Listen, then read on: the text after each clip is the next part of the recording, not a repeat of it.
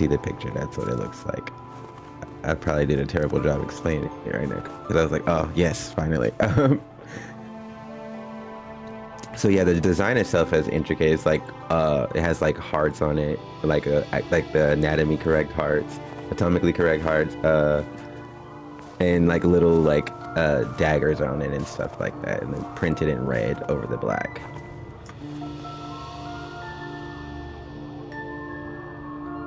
It does exactly that. It drapes over perfectly. Kiko kind of stretches in the back, just and kind of steps into like the way of what you're doing, and you just see this orange lion cat with bat-like wings kind of stretch out and just for Kiko. Not for Kiko. No, sorry, honey. Not for Kiko. I promise I'll make you something way better. You don't want this. It's not going to be as comfy. They start curling their head under the fabric and into it. Kiko. One. Okay.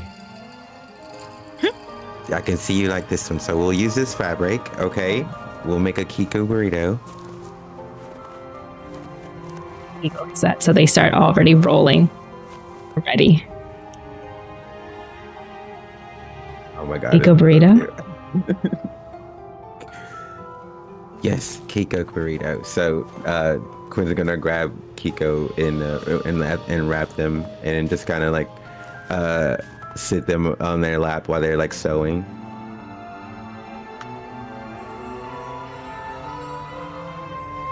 The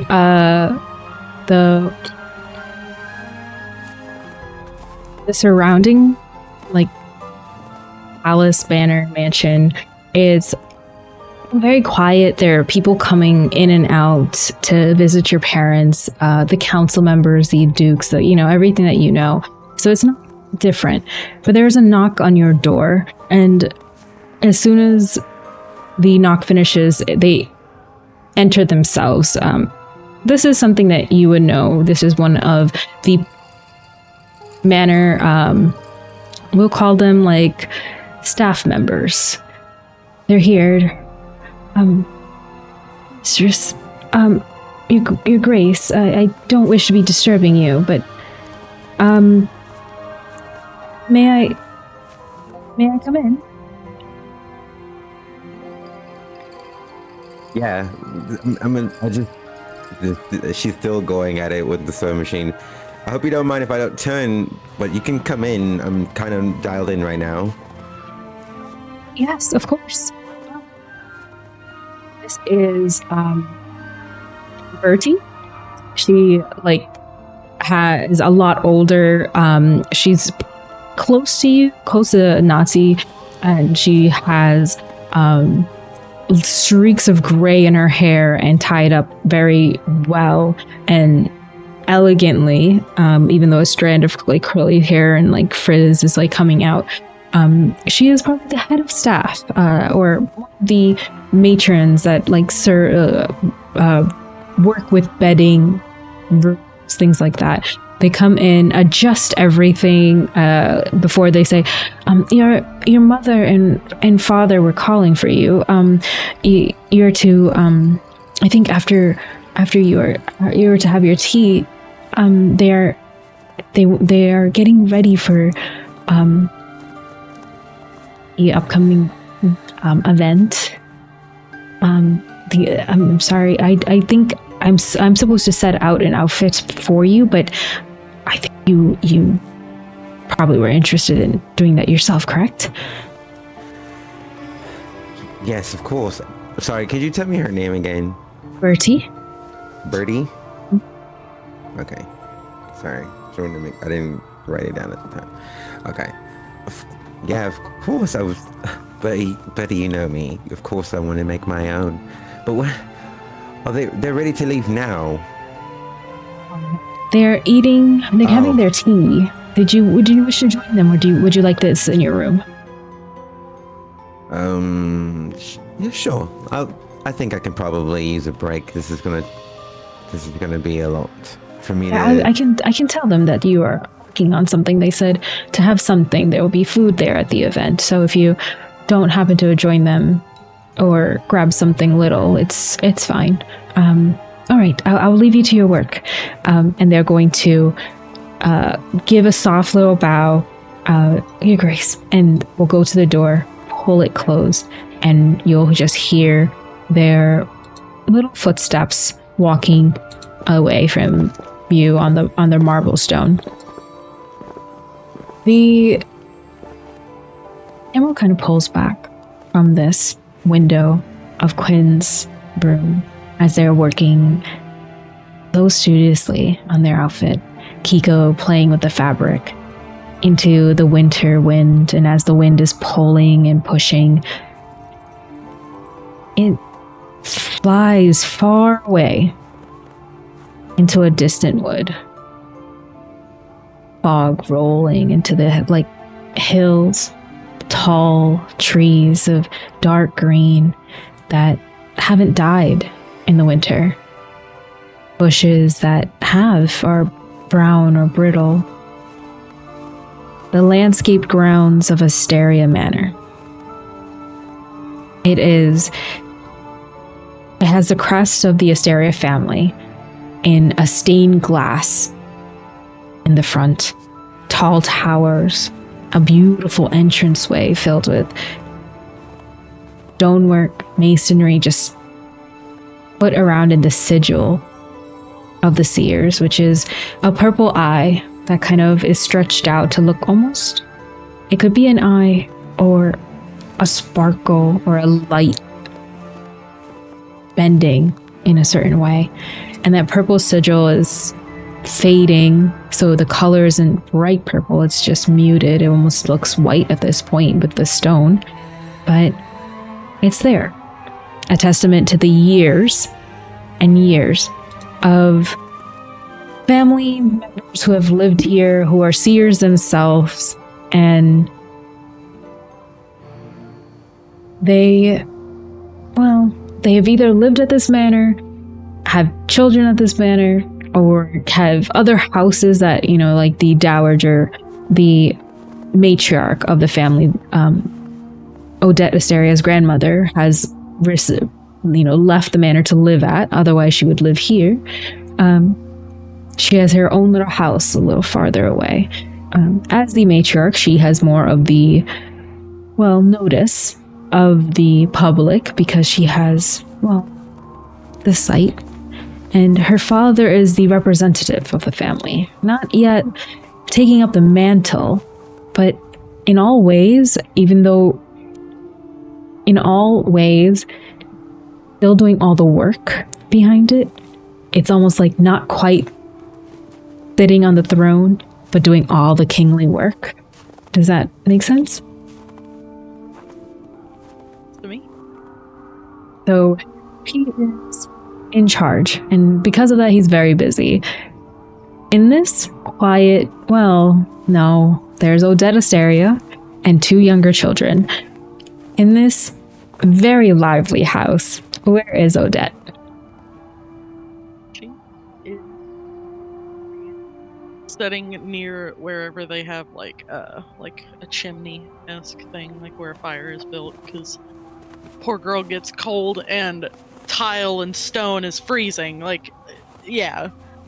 imagine that she's probably sitting on the ground next to it, looking at books her siblings have brought up to her to read, because they can only read very small toddler this one? books. Which one? This one with the princess. This one just looks just like the one we read yesterday. This one, and then your other sibling just comes out. No, shoot, this one. Read this one. This one has a dragon in it. Yesterday too. We read both of those yesterday. Oh, this is different. Odette is gonna very dramatically throw her arms up and just fall backwards onto the ground. Just, ugh! I'm dead. You've killed me. They're not. They killed me, Mother! If you remember your siblings' names, who is the one would be, or at least who would be the one who, be, I guess, telling on you a lot. I feel like in every sibling pairing with 3 kids, there's one who just has to tell on you. Definitely Celine. Their names are Silas and Celine. Celine is definitely the one being a tattletale. And you see Silas like, there's a dragon in this one. You didn't read this one. You read the other one. Dad read the other one. Odette's gonna like, not even like moving at all. She's just gonna go, yeah, I guess that's fair. I do like dragons. Silas has opened the book in front of your face while you're lying down, like pressing it. You see the dragon? I do. I love this dragon. Thank you so much. Is this what you would do if I was dead, Silas? You would just put your book on me? Can you still read to me, right? Dang right. She's gonna sit up aggressively, like book still on her face, like not grab it, just falls off. You see, I think you have high brains, correct? High charm. I think I have that's 10. perfect. Yeah, with that you can easily see this. With I think you have a D20 in that with a 10. Because you see he just pulls out 3 or 4 books and stacks it. It's like, these have dragons too. Hello. Sorry. Hey, quit. They do have dragons in them. But you also need to let your sister have a book that she picks too. She always has the same book. And you just hear in the background, she's like, You finally hear your mother's voice just come in, just, Odette! Mom, they killed me with the same book. Kill your sister with the same book. Pick a different book. I'm cooking here. Odette is gonna just reach up, because I imagine that Celine is making a very pouty little girl face. So she's just gonna like reach her whole hand and just put her hand on Celine's face and be like, you pick me one book that is not this book, and I will read a book. How about this one tonight? Give me 12 hours in between. The event with Mom and Dad. You read this book later. Come back and read it, or I can con Dad into reading it. You would wake up if I came in there. We don't have to tell him. Okay. I feel like Celine would be... Yeah, you're good. Celine would be the one being like, would need a little bit more effort to like convince, whereas Silas is just like, at least I'll get one book that's about dragons. I'm good. Oh, that's like the worst! Oh, I've been betrayed by my dice.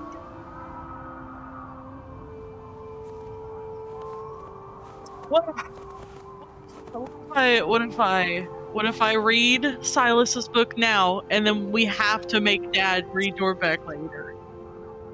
You love dragons!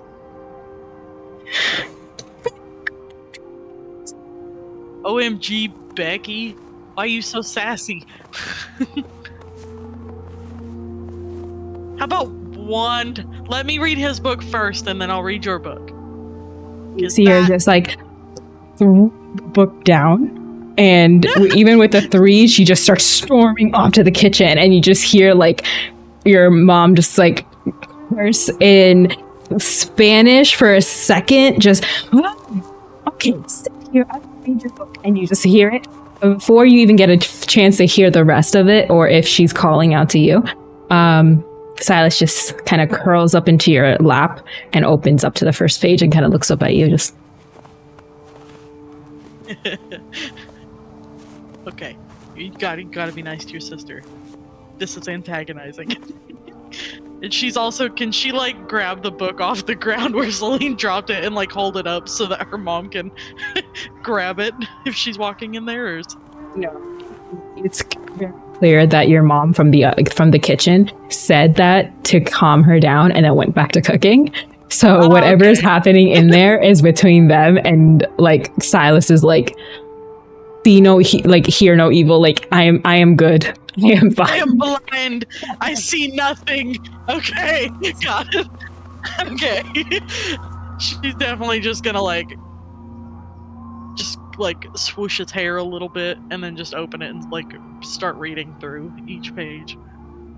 As you're reading through each page, you see his face go from like very happy to like, oh, explain this more. That's not what it says, even though he doesn't know what the writing is. But the way your dad probably speaks, reads it out loud, or your mom says it in a different way, he's kind of memorized the word. So he's like, no, he doesn't say that. He says, or something like that. And like, he just keeps interrupting you until he finally gets to the end of the book.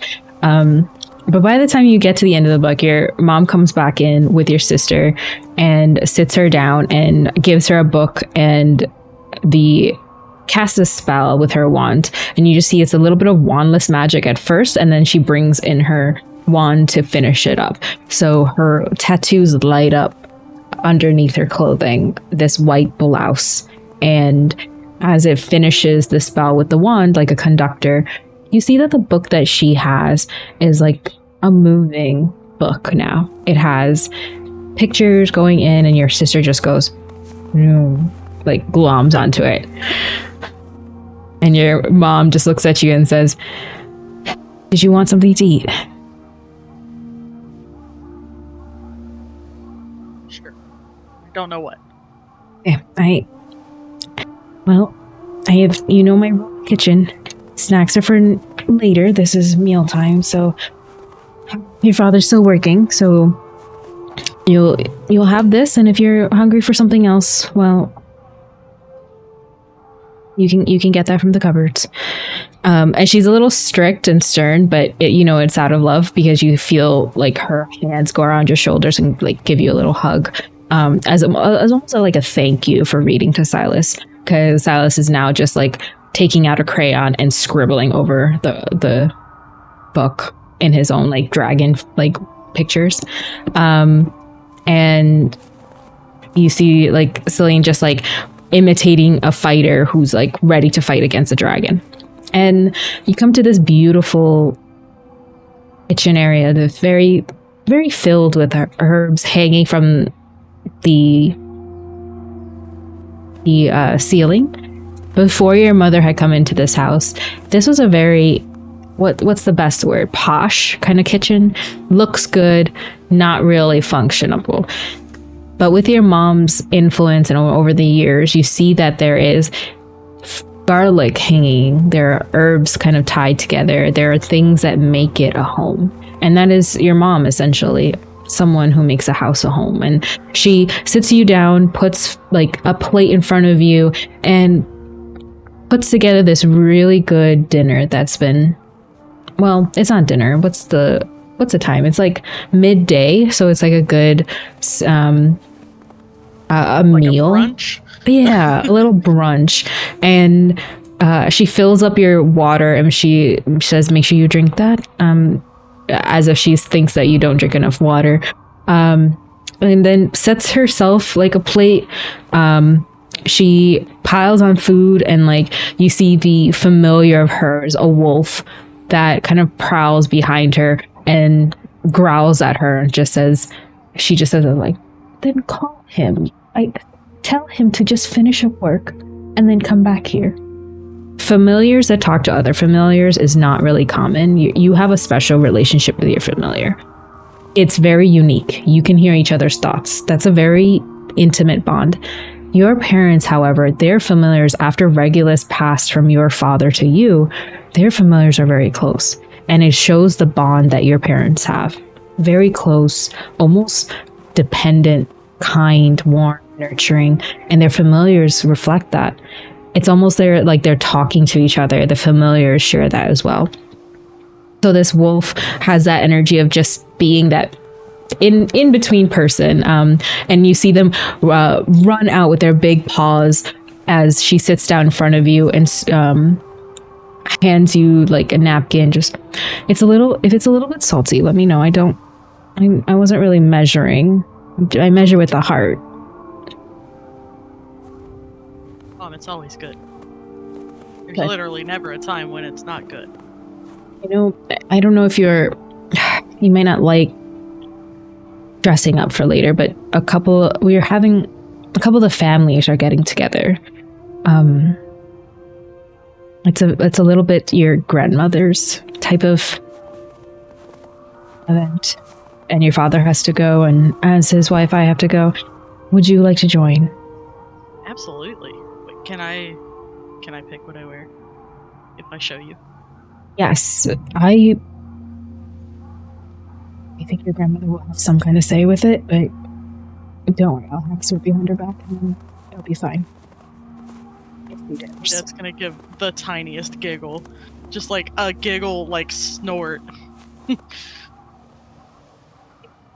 you see like the wolf bound back, and coiled around its neck is this luminescent, well, not luminescent, iridescent, so like pearl, purple, blue with like white kind of snake with wings and as ears, kind of fluttering, almost like a magical, mystical creature with snake origins, curled around this wolf's neck. And you see it curl into your mother's arms and kind of give like a soft kiss as if it's like an entrance.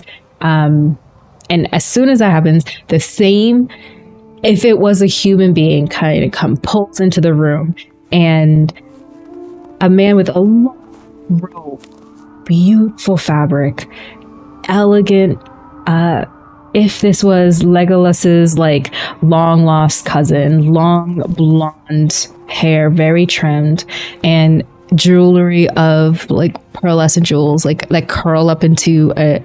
If he was an elf, he would be an elf ear, but it was just a jewelry that goes up, and he like pulls his sleeves back and says, "I was going to eat, Sarah, I promise," and he just like pulls the chair back with magic and sits down and pulls his sleeves and he's like, "Oh, Dad, dear, did you eat?"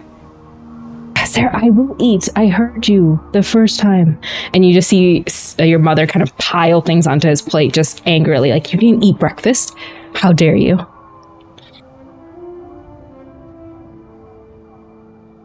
You gotta quit. You gotta start eating. She's gonna start just busting down the door. Your mom just like looks at you like, "Listen to your daughter." Your father just takes 2 big spoonfuls of food and just starts eating. Just, it's going to be here soon, by the way. So I if you want to get ready right after. Oh wait, did you tell her, Sarah? Yes, I did. She's wants to come. Oh, and you see your dad's face like, "Oh, thank goodness." It's not very. I hated going to big events like this with my mother, but they'll want to see you there as heir. That's okay. Now that you have your sight. Your mom just does like an eye roll, like, "Okay," and looks to you and just, "By the way, have you had any visions like that lately?"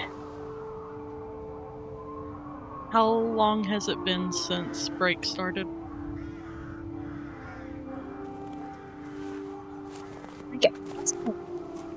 It's a week. Close to a week? Okay. Yeah, like it's been like break started. Yeah, I'll say like 5-6 days ago. I think I had one last week, but it wasn't for anything like huge. What was that vision?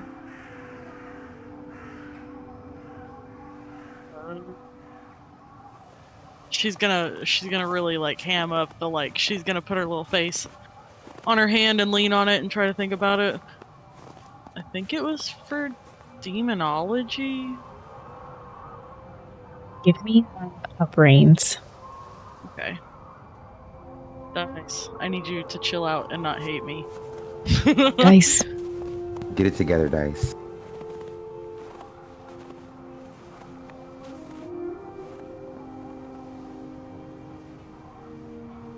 With a 4. By the way, if you fail a roll, please let me know because I have to update y'all's things.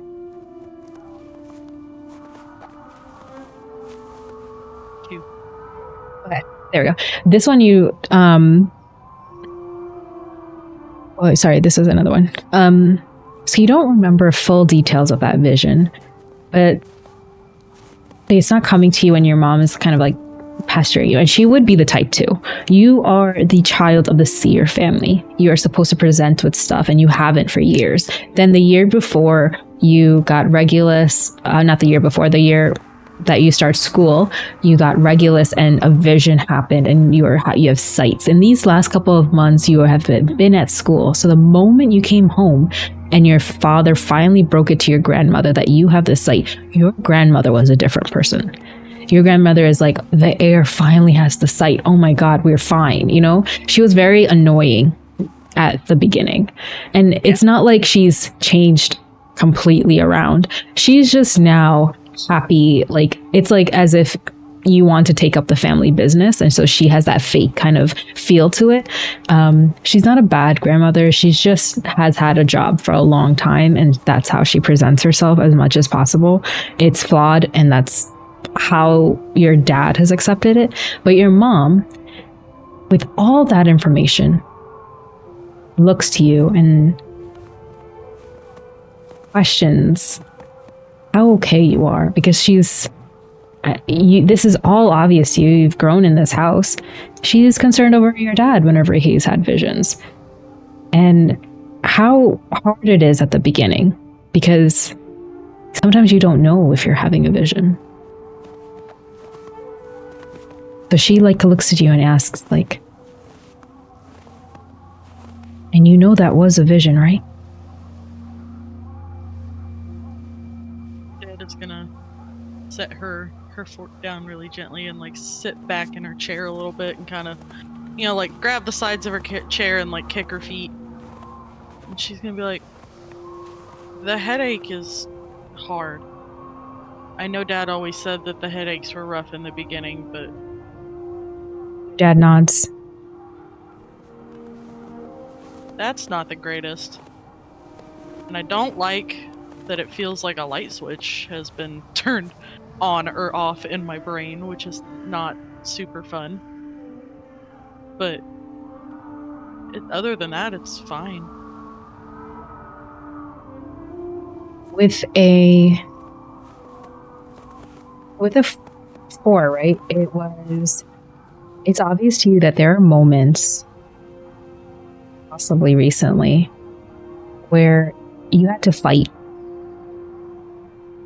to see if see something, and maybe what you saw wasn't real. It was possibly a vision of something that wasn't happening. And because your mind is starting to grapple with that possibility, little things have been filtering in reality. So sometimes you hear someone saying and you think, oh, it's right there. Maybe you saw like a vision of a squirrel and you're like, oh yeah, perfect. You're outside, you see a squirrel. But the squirrel wasn't there. So it could have been a squirrel of the future. It could have been a full vision. But without knowing which is which for a bit, you see your dad kind of reach over and kind of squeeze your hand and says, it's going to be a little difficult for a little bit until you understand what is what. There are a lot of pathways I found. And if you're trying to hold on to one, the future is filled with possibilities. If you're trying to hold on to one, chances are the more and more, well, the less likely it is to happen. We should definitely talk more about this, because everyone's training is different. Everyone's journey into this power is different.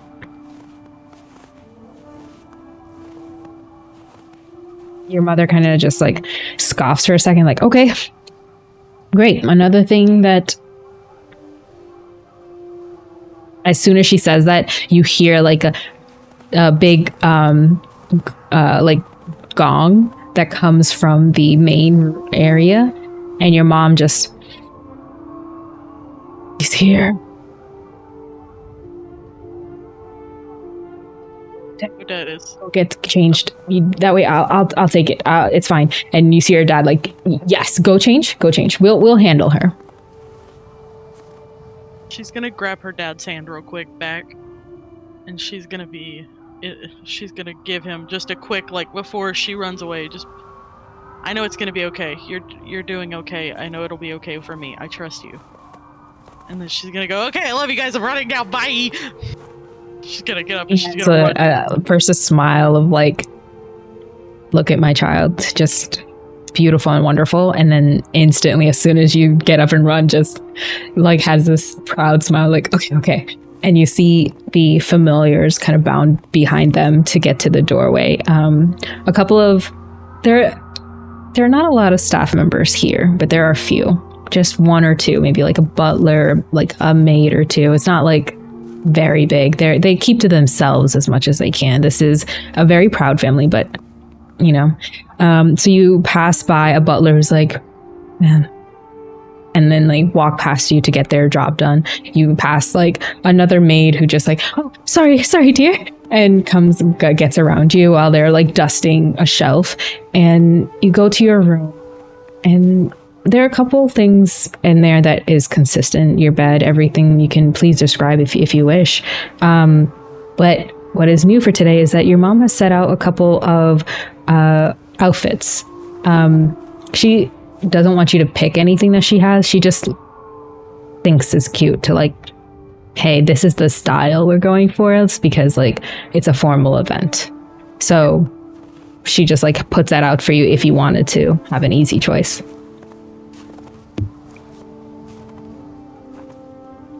There's definitely lots of pillows. Like, she wants to disappear in pillows and blankets when she is in the bed. So it's probably not the cleanest looking bed, but not like something that's like super dirty. She's just lots of things for comfort.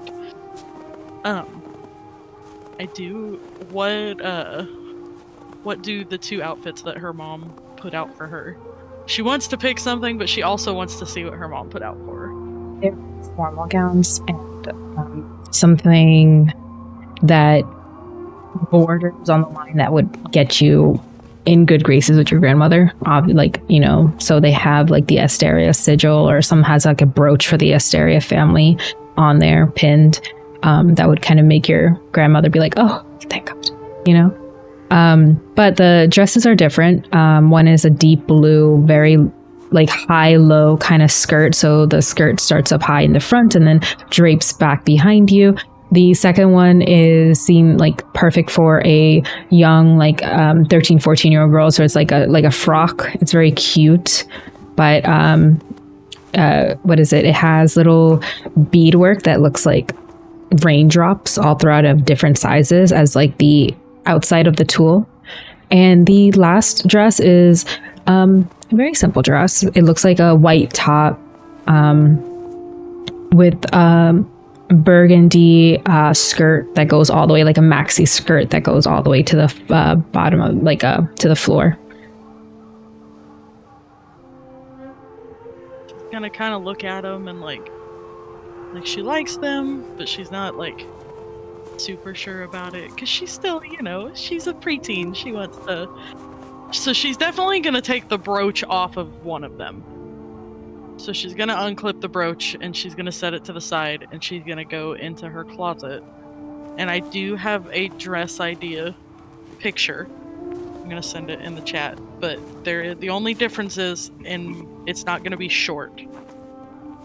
I imagine it being like ankle length where you can still see the boots she's wearing underneath, but not like super in your face. Something like this. You put on this outfit of, let's see, black tights, a short purple dress, and a belt of gold. It's perfectly Odette. And honestly, your mom would approve too. She could not care. But when do you put the brooch on as well? Yeah. Like I said, the only thing difference is that the dress isn't short; it's just longer. Oh, and gotcha. How I see it, yeah. Yeah. And then she'll clip the brooch on like right on the side of her chest, like where someone would put like a boutonniere or something. Is how she would. So it can be seen past her hair, but like not like smack dab in the middle, like a weirdo. And after you get ready, do you go downstairs? Yes. As you go downstairs, there is familiar voices that come to you first. You hear Celine and Silas just like as they're getting into a hug. And it's clear that your grandmother is like pulling them into a hug and be like, hello, my babies, you're so much like your father. Look at your white hair. My goodness. Oh, so pretty. Sarah, how are you? How are you, dear? Oh, hello, sweetheart. To her son, and she just kind of, this feeble old woman kind of like goes around to give hugs. And as you're coming down the stairs, your grandmother kind of looks up. She just, and her face, like her little smile, kind of goes into a frown first, like, what is she dressed as? And then sees the brooch and just. Odette, my dear. You look great. Are you ready? I'm so ready. I did also want to say that this dress is made out of it was one of the old robes that you made me when I was younger that didn't fit me anymore. I know that it's not the normal style that you go for, but I thought that you would appreciate this. This has a very low DC, by the way. Okay. Just want you to know. I love this. I'm loving this. It was. It's so great. It was amazing. I know. I mean, Dead. It's a very high DC. No, the It's a very 14. Mother first, like, She was 20. takes you in for a second and then recognizes a fabric. Like, oh, this. Before this is. Making this such a feeble little thing, and I'm so happy. You look great. You can see this immediately. Your note added just broke and chipped a little bit out of this exterior mask that your grandmother carries a lot, and you see that frail woman who really does love you, and just like, oh, this looks wonderful. I didn't know I made this. This was beautiful. Okay. All right. Dear. And you see that she calls your father either dear, sweetheart, something loving, and then everyone else by their names, as he is their only child, and that shows. So your dad kind of reaches for her to like take care of her for every little thing, and yes, mother, yes, and helps her to the entranceway where your mom's standing. She's changed into a different gown. Her hair is up with curls like coming down in little ways, like all the way down. Her makeup's very simple, but she's added a little extra layer, just, for the formality of it. Silas and Celine are holding onto the hands of the butler, like, and your mom's just giving them like instructions, like, yes, bedtime by this time. Your dad's, after he's ushered your grandmother close, he goes to his smallest children and gives them like the biggest kisses and is very, very loving. And while your mom's just being very like stern, you see her start waving her wand in a circle and pouring down this ash. All students of Sissy know this. You can either make ritual circles with actual chalk or chalk dust, and she has a bag of chalk dust that she's pouring down like sand in a circle and then smoothing it so that it becomes complete. She finishes up the ruins and her tattoos start glowing in magic. Purple, blue, to you as astral bending. She is opening up a portal. And as she finishes up, a couple of the attendants come up to wipe away with like a wet rag any remnants of it, and then anything that got onto her formal clothes. She's not, this is something that your attendants could have done. She's not the type to do that. So she said it and made it herself. So when she's done, she turns to all of you and just says, "Dear mother, would you like to go first?" With a very like daughter-in-law kind of face.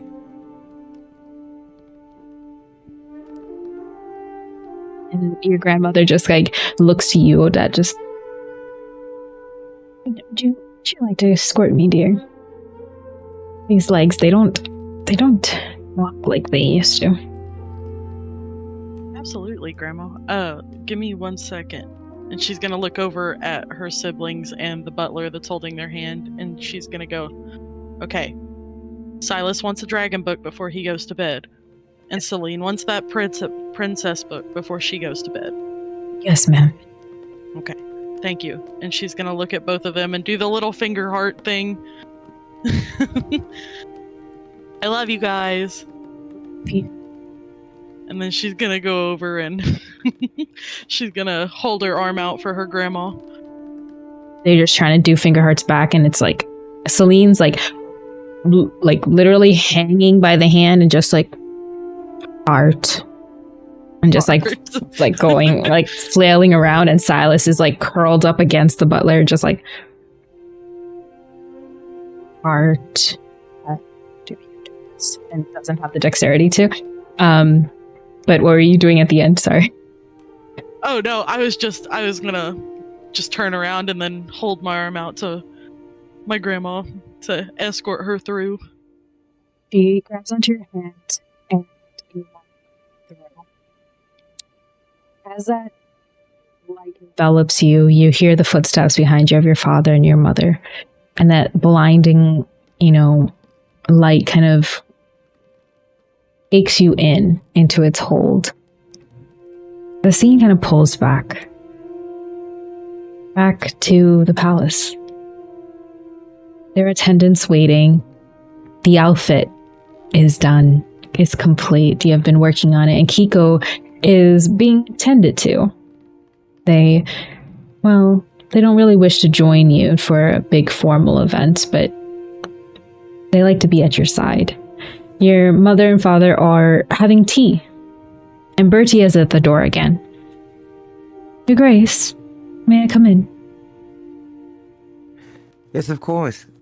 How's it going, Bertie? What do you need? Well, the tea time is almost done, and I wanted to make sure if you needed anything else before you are to leave. Are you sure you won't be hungry? I'm not gonna lie, I completely forgot. It's okay, everything's finished. Quinn was just like looking at still eyeing the. Okay, yes, that's all right. Yes, finished. Everything's finished. Let's go get food. I don't know. Usually these things have terrible food, so. Yes, I have packed a couple of things for you. And to help you dress. And then you see a couple attendants started coming in and help you dress, as is protocol. And they know that you probably have qualms against this, but they're just like, no, this is royalty. Yeah. Just so that you know, I can totally do this myself. You guys been doing it for a while now. Of course. They keep doing it, unless you want to roll a charm check. No, I just want her to live it. It's like she hates it so much. She just. Of course, and they keep they hear they agree with you. They're like, yes, of course, you can definitely do this, and then just tying. Yes, you have someone doing your hair. They're You do it. Oh, okay. Well, all right. Well, you're already doing it. Never mind. It's okay. How would you want your hair? It's all right. I'm pretty sure my mom was very particular, so it's okay. But if it's to your Highness's liking, it's all right. I'll change it later. It's all right. I'll change it later. They kind of look to each other like, oh no, okay, yes, of course. And they kind of finish up. And Bertie, you see she has like packed a couple little snacks, little tea biscuits and cakes that are very soft and delicate. And you can smell it from the other side of the room. It smells like lemon and little flowery. Okay. And Bertie's like, this one's, I think, is a good batch. The cook was really good today. They wanted just a couple extra treats because it is cold outside. Why don't we have some summer treats? This one I think you'll like. It's a little bit unique. A couple of the treats are vampire. Well, a lot of food is for vampires. And it has that aspect that you can drink blood. You can, have that, especially if you're an adult vampire, but you have not gone through that yet. However, your parents enjoy it. They have it in their kitchens, like a couple things, right? So a couple of the treats that are there might have that. And so as a vampire, your parents might have cookies or something that maybe you might be interested in, maybe you have tried, that they just are used to. Bertie is not a vampire, so they like don't know how to describe it. You see it in her face, just like this. Well, you know what that is. Yes, I do. Yes, of course. Yeah, I wouldn't share that one if you're hoping to share it with anyone. That's just for you. And then I think that should be good. And they kind of put together this little parcel. They take out their wand, and for the outfit that you had, did you have like an accessory ready? No, I did not. They will cast their wand and a couple of accessory like bags or like shoulder bags or something will come out, and she was just be like, which one? Your Grace. I really like that one, but the studs, that's a statement. You know what? I trust you. Just pick. I would close my eyes. You just picked. She's like pretending to put her hands over her eyes and like slightly open so she can see. Bertie is not one with any fashion sense, so she just like, oh. She picks one that doesn't have a print, and says like maybe it won't clash with what you have here. Yeah, go ahead. Yes, I feel like you got it. You nailed it. You're gonna nail it. Come on. And the parcel of snacks kind of fits right in. And she fills the rest of it with any accessories, and you hear like a little more footsteps in the background, and you hear like a what is it called, like a strike of a clock. And Bertie just, oh, that is your parents. They're getting ready right now, and the carriage is ready.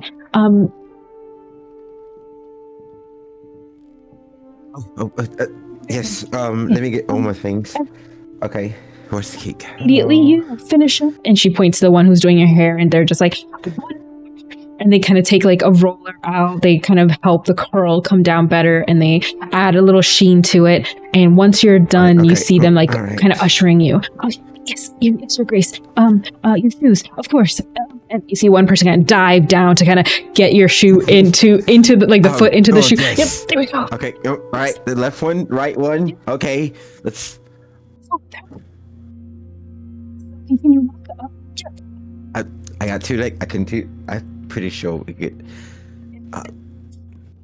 might be difficult, but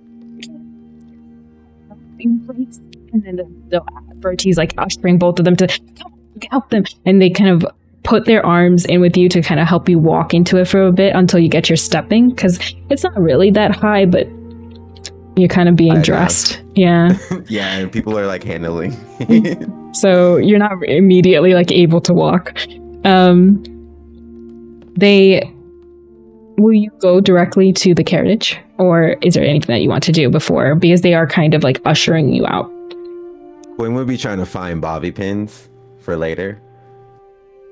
Easily can be When found. She like literally changed everything that they've done. Easily right there. They were doing your hair. Imagine if like a whole Princess Diary situation came up and they had a whole thing there for you, that. and then like all the drawers were there. You could literally be like, boop, bobby pins, easily. Perfect. That's it then. Straight to the carriage. The doors open. Grand halls, beautiful gold work. You pass pictures of your family. You see Nati's like face in a couple, and as you pass, and you know, like somewhere, even though this is like coming home after a while and it feels difficult, there is a familiar here who has been calling out to you all. Well, give me a brains check. All right, brains check. Big brain time. Big brain time? No. Big brain time.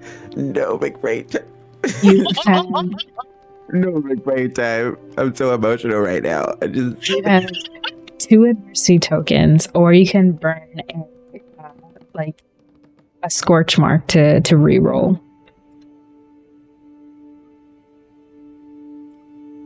Use the tokens. I'm gonna use the tokens. And I feel like the scorch mark is just something I just read. I want to wait for something intense or ridiculously 3, funny. so it's not like, yeah, totally fine. Okay, with the 5, also I know you have strengths too, related to your Kids on Brooms games too. So let me know if any of them apply. I can't remember them off the top of my head, They but don't apply to this one. To this. With the 5, this is not a strong feeling, but an inkling.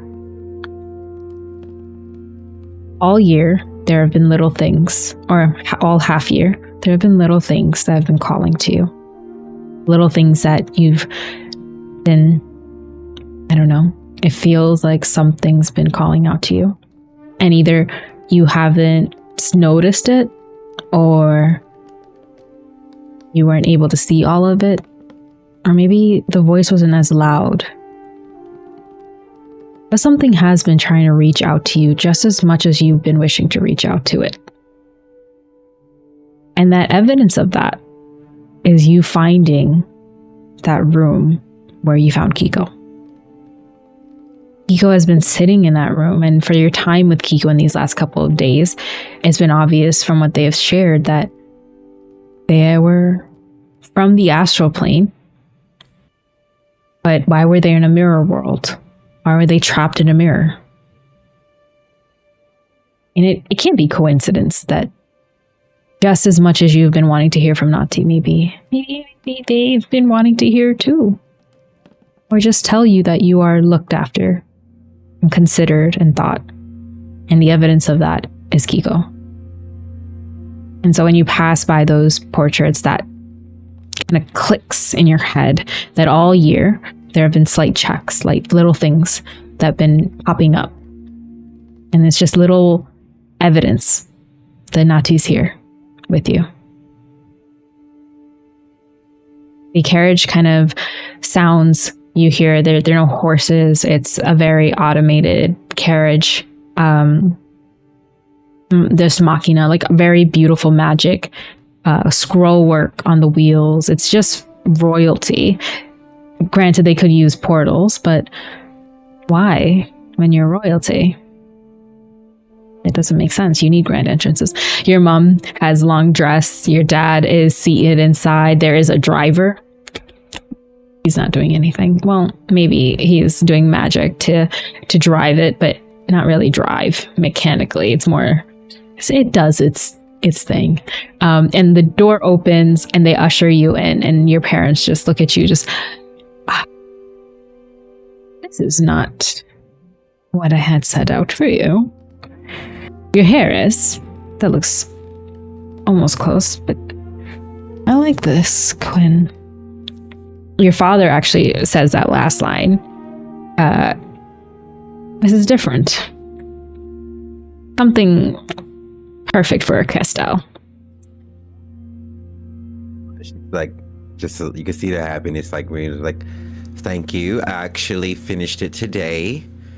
I thought it would be appropriate. Something. It's just so. It gets something. These things feel so boring, and it's just the only thing I can make myself not feel like we're in a painting or something. But thank you. I appreciate it." And I did. It's I left not my too hair the happy that you same. don't have the same, but she can recognize good talent when she's still going to recognize that. And she just says, "Yes, that's true. It does look great. Well, let's be off.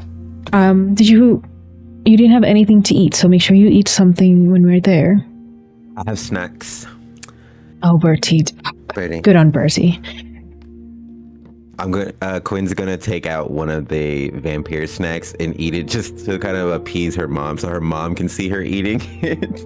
As parents to those who like have transformed, they're like, "Oh, they're eating. Okay, got it. They're like, they're a vampire. They feel good. They're like, okay, they're eating. They're getting their nutrition. Got it.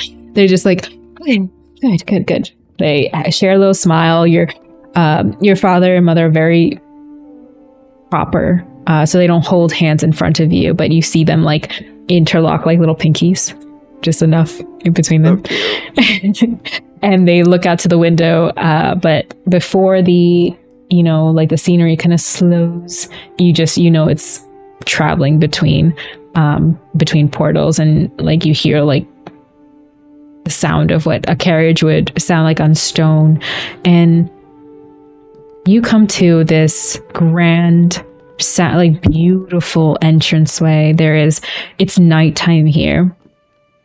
The outside to this space is like, I guess what would be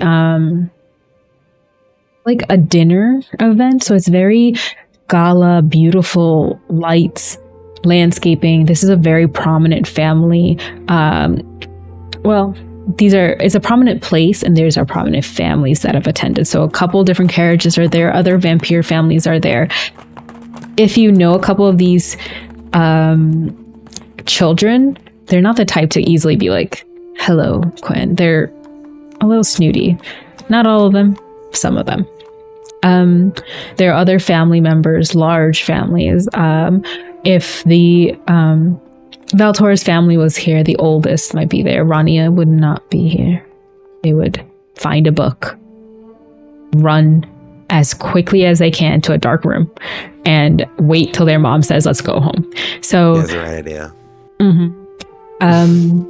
But immediately as you come in and everyone's entered into this grand room, there's dancing, there's a lot of talking. It's a lot of adults speaking about big, important things like influence and blah, blah, blah. One second.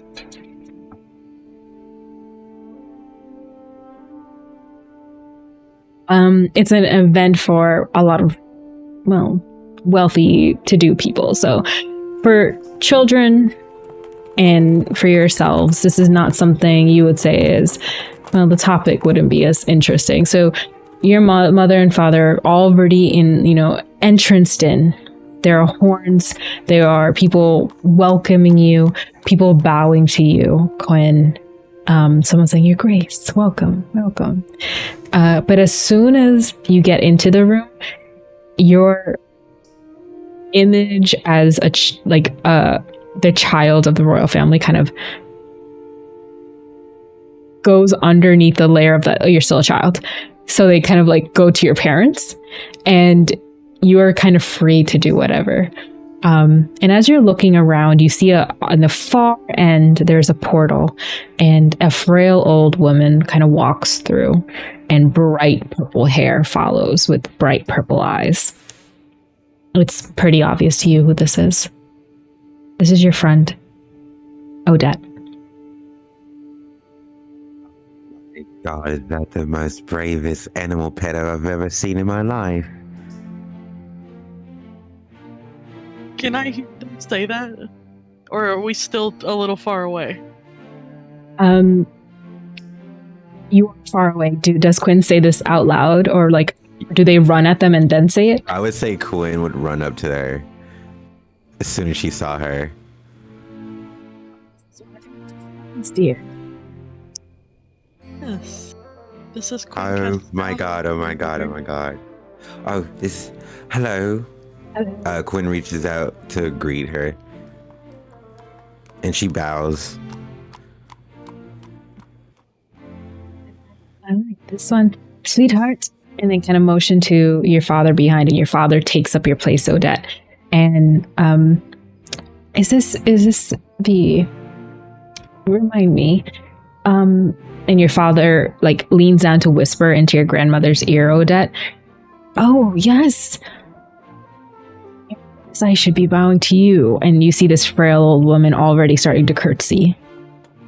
Oh, no need. No, ma'am. No, need. it's can't I have to. And with her frail hips, she shakily lowers down, and then her son helps her up. Oh, welcome. I'm glad your grandmother has a face, Odette, of just pride. Like you're making good friends. I see. Wonderful.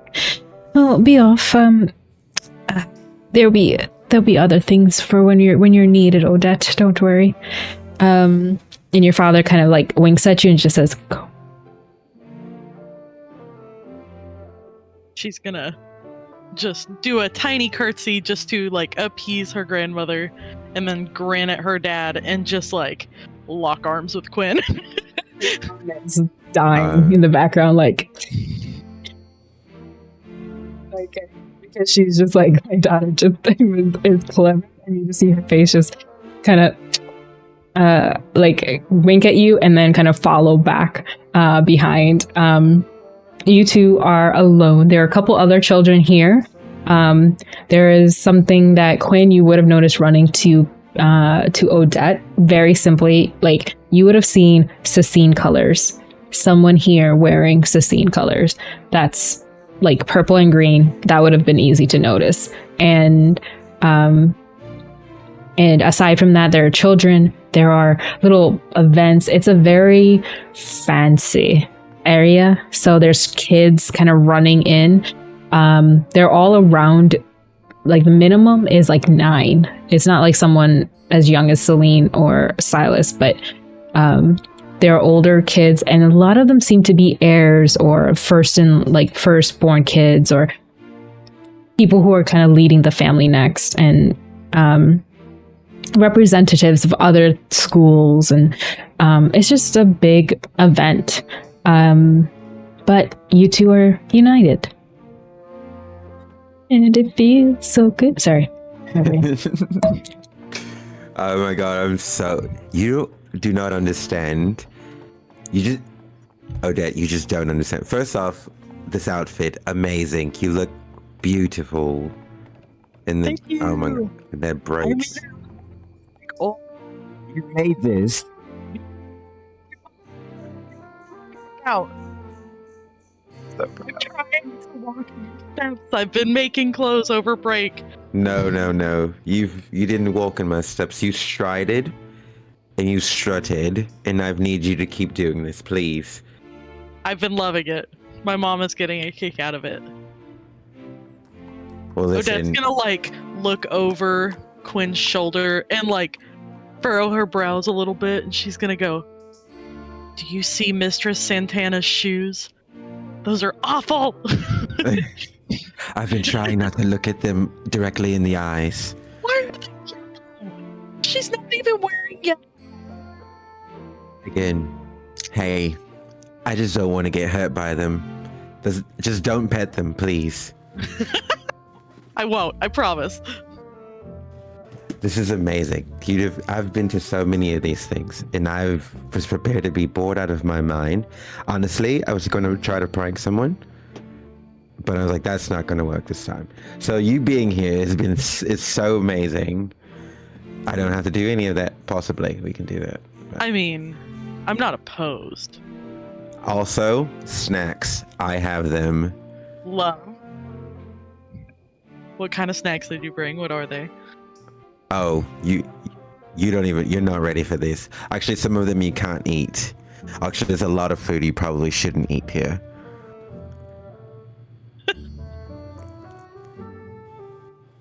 She is just gonna like lean her head back and kind of laugh and then realize that she did it a little loud and then like put her hand over her mouth. Okay. Hold on. Let's go. Did you notice that there's people from the school here? As Quinn's gonna like kind of like lead her. They're gonna kind of like lead her over to like a place where they can kind of sit down. Where it's not too close to everybody. Yeah. Yeah, I did. I don't understand why. I have not been to many of these things because, you know, the abilities haven't been here for very long. Yeah. I think I've probably seen your is that your grandma? Yes. I think I've probably seen her a couple of times. It never clicked. But I saw you and I was like, it makes so much sense for some reason. Oh, my eyes have opened for the first time. I was like, now that I see it, it's real. You definitely have seen her. She will not miss anything. It does not matter what's happening. She's going to show up. Well, I'm so glad you're here. So, what are you doing here? Not that I don't love it, but how come you've never come before? Well, I've always been the heir for, you know, after my father, but my abilities for, like, seeing, you know, like, having the abilities of the Seer family haven't been. They've only just been before school. Oh. So is it So like... now, since I have gotten them and I am fully now an heir, they want me to... My grandmother wants me here. Oh, that part, I don't need an explanation on that part. Too much first-hand experience. Quinn's like starting to set out the snacks at this point on the table. So these are gonna be delicious. Bertie, favorite. She made these before we left. Didn't eat, so she made it. These right here, do not eat these. I'm gonna put them to the side. Please do not eat these. I'm eating now. Obviously, I saved them for you. That's why my brain knew before me. My stomach knew that we were gonna share this meal. But don't eat these. Please don't eat these. These red ones. Okay. Bright red, stay away. Got it. Perfect. Yep, that's the code. Well, those have like raspberry and jam, so that's probably fine. I'll ask before grabbing. For anything with red on it, I'll ask before grabbing. And the table before you, there's a lot of vampire families here, or like prominent ones. No, I mean a lot. There are prominent families here, so there is a separate table that seems to be for other diets that Quinn could recognize as like red or dried. That table right there, you see that one right there with all that looks like it's actually decoration and not for real consumption? Yeah, that's table. Do not eat from it. Got it. Nothing from that table. Is it weird to ask, have you had that? Okay, so I have, but I don't really need to, if that makes any sense. It's very nutritious. It's like vitamins. Got it. Think of it that way, I guess. As of now, until I, go through the change, and then that changes a little as well. I'll actually crave it more. Odette is gonna make a little bit of a face because I am sure that the change talk with her mother and the change talk with your mother were different. And see, she's gonna go, what? I think we're thinking of different things right now. I hope we are. I really hope we have. I'm talking about two different things. For anyone outside of vampire families, the transformation is not something you would not know. You wouldn't know this, Odette. Not like to the way that you would like be able to be like, oh yes, of course, the change. Yeah, and I imagine that like a 14-year-old, like their mom's had like, oh, well, you're going to be, your body's gonna change, and she just some thing that Quinn was saying, yeah, like, yeah, you can't have any of that off that table. What do you mean? How? Hilarious. I love it.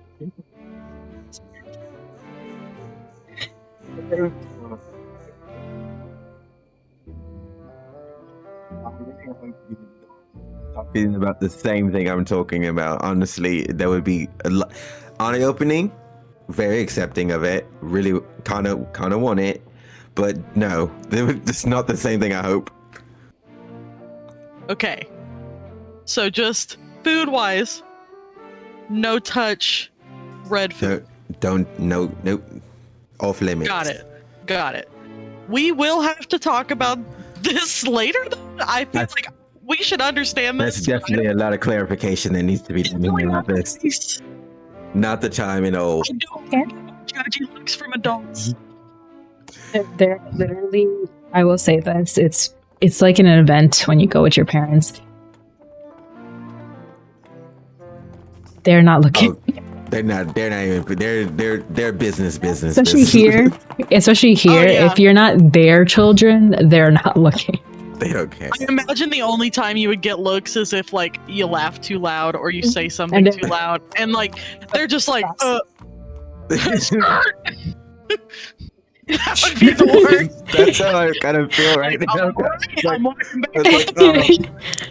I feel like the two of them that's how it's gonna be. Because like they're like, wait a minute, what do you mean? They're like, no, what do you?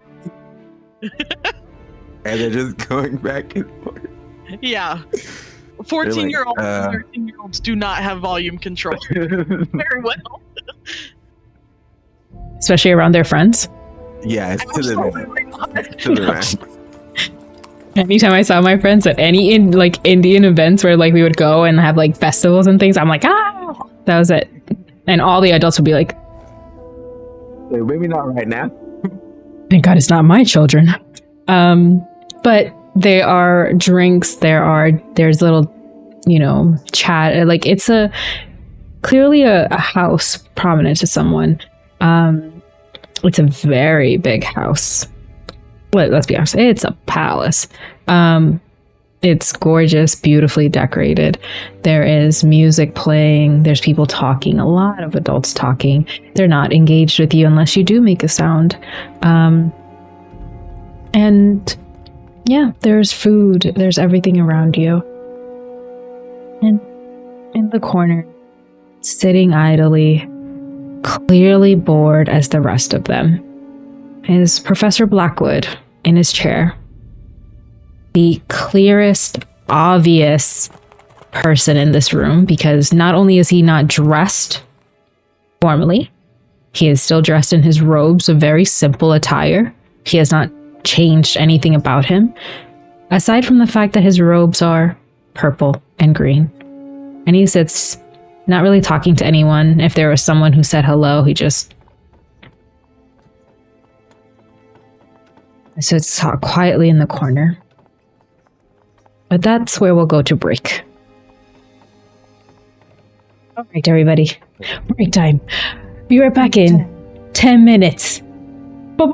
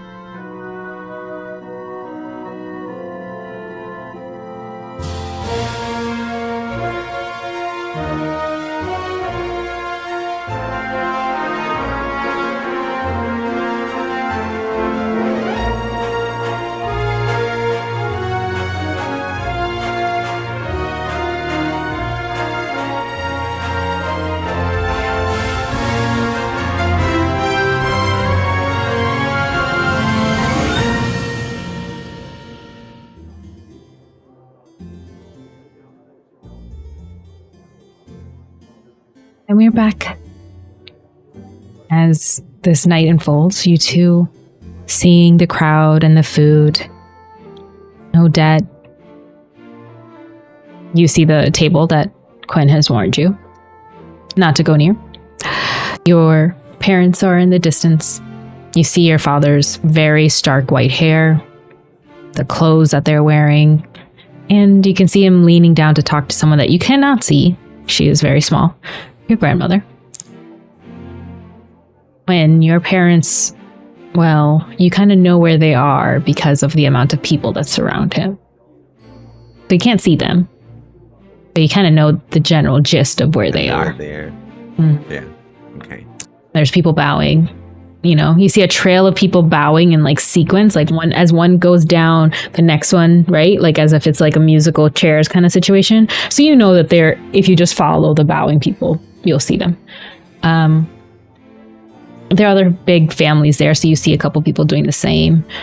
A couple snooty parents who are just like, this is Princess Diaries big fanciness where there's just, you know, there's that couple in the corner who's been conspiring forever, just like... yeah. But in all that, sticking like a sore thumb is a person you recognize. Professor Blackwood. Sitting in his chair. Quiet and alone. In Cécine colors. And even in Cécine colors representing Cécine, he is not dressed for the occasion. Say hi to the professor. He looks bored to death. Oh, he's got to be eating this. I'm showing up to these things. I can only imagine how it feels. Oh, he did. He and honestly, I don't. Sometimes I don't even think he likes to be at the school. So I know he hates it here. I think he likes teaching, but he doesn't. I think he likes teaching. He doesn't like the school. If there were no children involved in the teaching, he'd be great. If we honestly, I feel like if we just knew it, and he could be like, "All right, go do this," and we fine. You're like, "All right, cool, great." I love this. I love Professor Blackwood. By the way, he's like the uncle I never got to have. I love that. No, we should go say like slowly stand up. Sorry, and hold her arm out to Quinn to help her up, so that they can walk over. Why, thank you. And, You're welcome. Shall we gallivant over to the professor? Gallivant we shall. Commencing gallivanting. And go. And these two children, obvious best friends, are reunited, and you see them do this, like a couple adults kind of turn, just kind of forgetting that they're children at this party. And they let you pass through. You have to kind of weed through a couple of conversations, and you you hear them like chattering. Yes. Oh yes. Sorry. Did you see that? Can you believe the lengths they went to hide that dress is almost laughable. Someone like a good eye could spot it, like me. And then you like rush around some like servant who's going through this other side. I'll fight you a chat. But anyway, I'll be back. As you see someone reach for their drink as they're kind of skirting around, as you're skirting around another one. So just like, ma'am, you must help. The guest of honor has been delayed. There's someone who needs to make a speech. I don't know where to find them. And it's like a servant or like a waiter or someone who's trying to find someone, kind of talking to someone, like very like Cinderella stepmother kind of look, high hair, very high necked dress, and just, oh dear, I don't.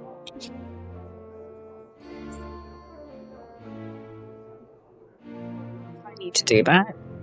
Also, it's off. This is silk, and then like kind of acts in that way where just like her conversational people are just like rolling their eyes. And they there's a vampire noble, the Quinn, that you kind of skirt around too. They kind of look at you for a second. Then as soon as they recognize who you are, you see them like catch your eye, just like.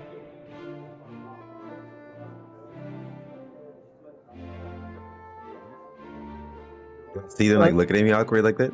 Okay, I do. So I was like, all right. It's not as close enough where you can like talk to them, but it's that stare. They're like, okay. And as soon as you kind of leave, they turn back to their partner. And there is all these people like, you know, passing through, and finally like you see Professor Blackwood's eyes just, oh. Sister.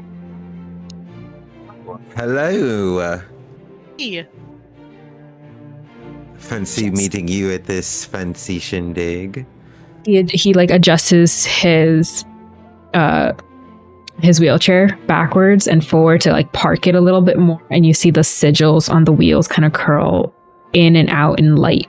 And as they do, it parks and turns like the chair to you. Yes, this is really not a place for an alchemist, so what are you two doing here? Like you're having a lot of fun. He throws his head back. Give me a charm check.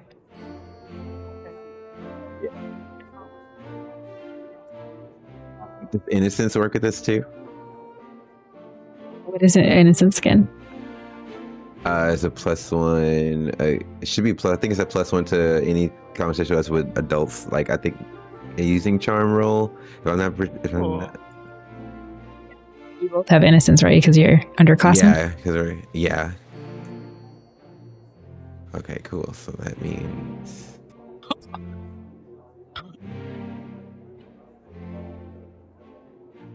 So that's a 4, right? With the +1 too. What you got? That was I have a +2. Mine is with the +1. Yeah, I had +1 and I added the other +1, so mine's with both pluses. Yeah. I'm going to say Professor Blackwood's a really sweet teacher, so he's not going to look at what you said, Quinn, as something bad. They're going to see it's the fact that Odette said something really funny that they like, oh, Miss Cat. And then you see Professor Blackwood's head just kind of curl back like in a laughter. Oh, yes. Do you see I'm having such great fun? Oh, let me just pick this myself up and get myself a drink. And just like mimic something back at you. And he just like adjusts because you know he's not enjoying this much movement, but you have brought out like much laughter and like a blush to his face, which is usually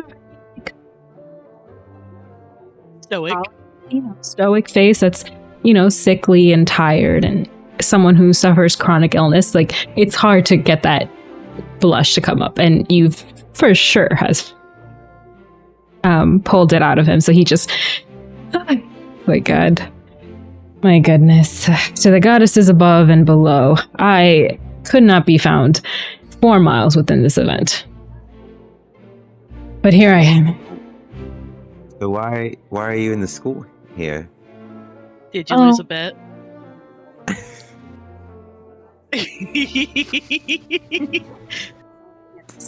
Yes.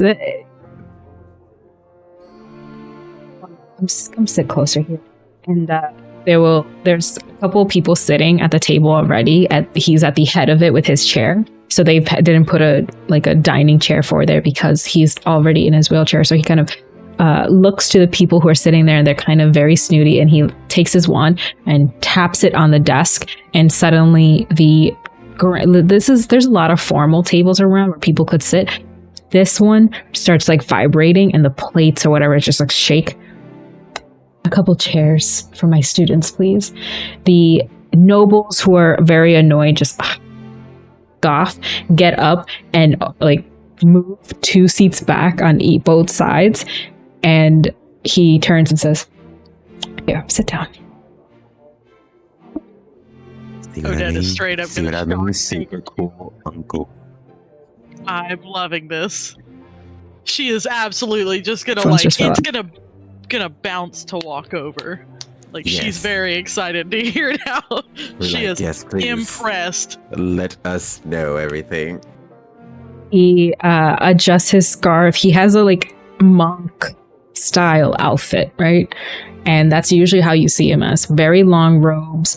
If you've ever seen the Maesters of Game of Thrones, like rough material. He's always practiced life as a monk kind of style. He's single. He's like, so his whole thing was about his craft and potions. That's very obvious from a couple of months with him. He has a routine. He also has a chronic illness, so he needs to keep to it. So for him to just turn and talk to you all with a very big smile, he's very much enjoying this moment, and just says, "I did in fact lose a bet. That's good on you to recognize that. Maybe I'll add that to your scores for this semester. But yes, Professor, well, Headmistress Evercreech was actually supposed to be here with the assistant headmaster. But She's gonna have the most awkward grin on her face, just feeling the uncomfort for them. Just like, oh no. Ooh. this is not really my type of thing.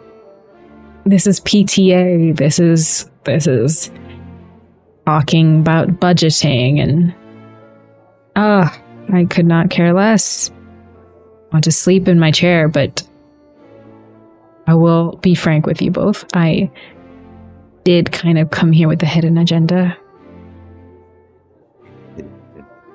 They hide a diary in my bedroom. Same. Oh, Yes, Professor, I do love diaries. They kind of adjust their neck for a bit, and the large like cowl fabric kind of moves, and both of you recognize this as their familiar snake kind of coming out. And only one side comes out. Odette doesn't know this, but Quinn does. This snake has two heads, and you've only seen this one. Every other student has only seen this one. They kind of like motion to this tiny snake. It's white with like gray, black, like very diluted like watercolor black ink. So it's gray splotches all over it. Amadeus, get me my file, please. And you see this snake kind of curl into the folds of the cloth. If you want to roll brains, you can, Odette, you can see if you see the other side, but they're in their folds enough that you wouldn't if you didn't roll. Okay. And the snake, as it's going through, you see it pull back this little thing of whatever concoction. They take it out, and a waiter comes by with drinks, and they have this like warm water, and Professor Blackwood stirs it. This is let's see. Got a 9. With a 9, you don't see it. But you can see, like, would a Quinn kind of be looking for that? Yes, I was gonna actually ask about that. If But Quinn's this Quinn face is kinda kind of sees it. looking a little bit more into it, Odette, you can catch that. Like, oh, why is Quinn kind of looking a little close into it? You can definitely perceive that in that same area. Like, I don't know how it is. What is it? I think of Doctor Who, but like when they're looking both at something and they kind of turn, oh, you're both looking at the same thing, kind of thing, like that.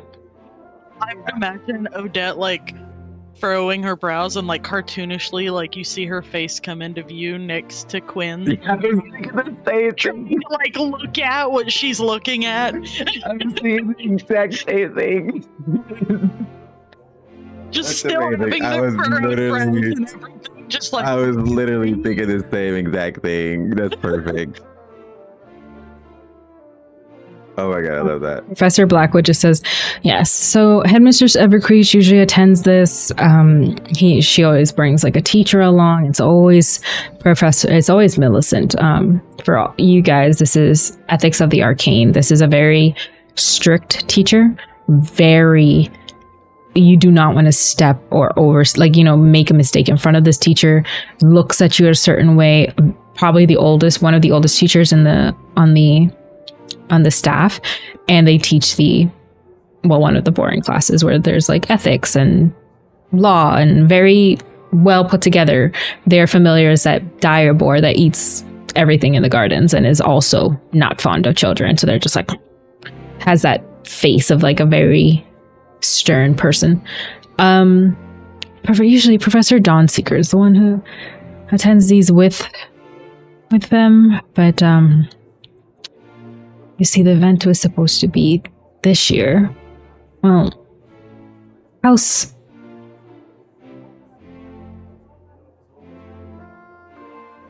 is house.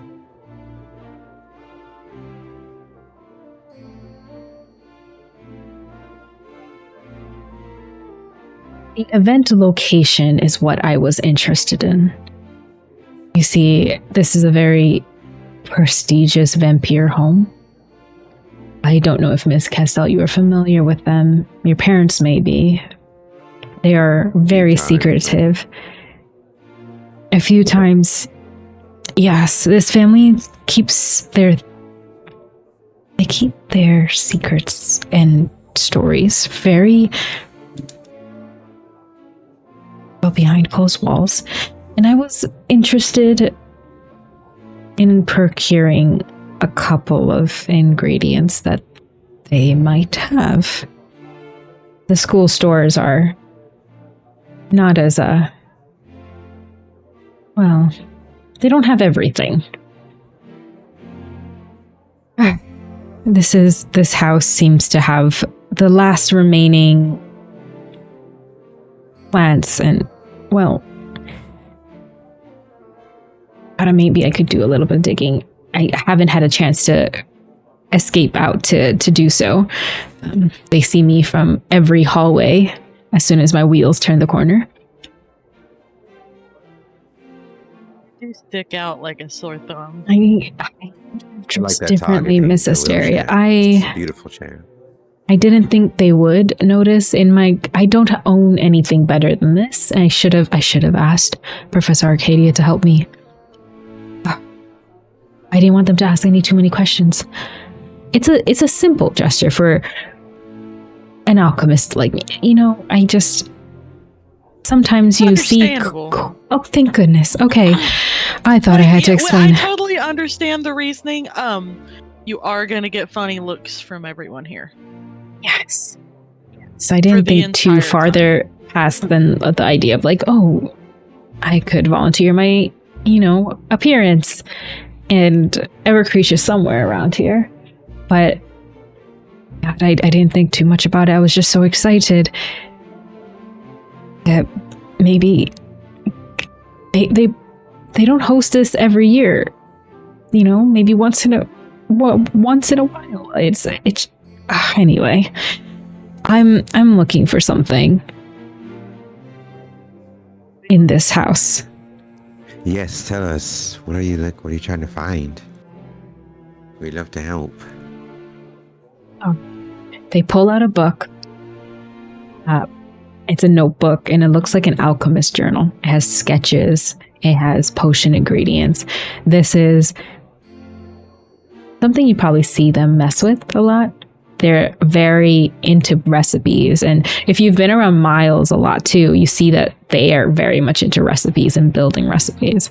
And alchemy and potion making has that element of a chef in the kitchen, brewing something. And that book has that traces of ingredients, a coffee stain, it's a journal of an alchemist. And so they go page by page, and they pull to a page with this beautiful tree and petals of lilies growing on it. For those who are gnolls or humans, lilies don't grow on trees, but these flowers do. And every tip of the lily's petals are little teardrops of red. These petals only grow or bloom once. And there are not many trees. Not many blood lily trees still living. It needs tender care, a good environment, constant, constant upkeep. And that's hard to come by. And I'm sure Professor Softgrove is a wonderful botanist and can take care of a multitude of magical plants. But when the supply was there, a lot of the well-to-do families were the ones to grab them up. So it's not something, we could have received at the school. And I'm sure Professor Niven's wonderful with plants. This is your centaur teacher who teaches you magical phytology. And there's one here. I don't know if they've bloomed yet. I don't know anything about it. I don't know their location of it. I don't know anything about this house. Honestly, I've tried to, I promise. I've rolled around enough to ask enough questions, but they've keep some of the hallways closed. But from the magic that I could see, there is an observatory. There is a greenhouse. Oh, I know this house has this tree. I will need some petals off of it. There are a couple other items that the Lord here keeps. Granted, I would never ask two children to go into an office of another person. I would never do that. But like a cutting of the tree so that you could grow your own. You could get the whole flower? If you were to get a cutting, it leaves a big stain on the tree. Bright red. It'll be noticeable. Someone would know. Oh yeah. Okay. So I would, Miss Asteria, I would love a cutting. But I think everyone in this house would know who or where it is, especially if Cecine wished to grow this blood lily. But this ingredient is wonderful. It has a lot of, if you are doing, enchantment magic, it's great. For healing magic, it's wonderful. It has multiple uses, and just a handful of flowers or buds could do so much. That could last a good 2.5 years. So that is wonderful if you can get. And then he flips the pages to a couple other things. This next stuff, why am I already tasking you at this? They kind of look to your faces. Ready to do it. Oh no! She said, I thought this was an yeah, I thought you pulled up the chair because you wanted to inform us about this. down. Me too. I'm excited. It's looking across the. We can go to this now if you would like. They're just this adult who just realized what they have done. Oh goodness! You cannot speak a thing. What are you talking about? I don't even know what you're talking about. I thought we were talking about our grades here. Clever. You're just telling us about your journal, and I love that. Tell me more. And roll me a charm, please. I knew it was coming. I was like, oh. Said something clever. I was like, oh no, here it comes. This is not the time to fail me, dice. Don't. Yes, it exploded. You can roll again. Yes. The D4 Let's again. Go. And again. Oh. Again. my god! Let's just add another one on to Dead. What is that? You keep going. Okay, now I did. So, That is. that's it. Somebody you do get quick it. math to me. 5 That's plus 4 14. Mhm. They look at you, and when they say clever back, they do they do a little sucking at their teeth, like, oh, that was good. Yes, your grades. My gosh, what has happened? Also, Odette is fully like, she has her tiny notebook that she keeps in her pocket on that dress. Yes. Thank you. I was hoping someone had a notebook. It's just tiny little bit book that she just like writing she's writing the initials for things, so she's not writing the whole word. So if anybody gets it, it doesn't say anything bad. They Very cartoon, like da-na-na-na-na-na. The squiggle lines are popping up overhead. I will roll if you need me to for that. yes, to have the book or to write it down. To write it down. Whatever you feel like. If you want me to roll, it's kind of an I don't really. I'd say to have the supplies with you. Yeah. Yeah. You can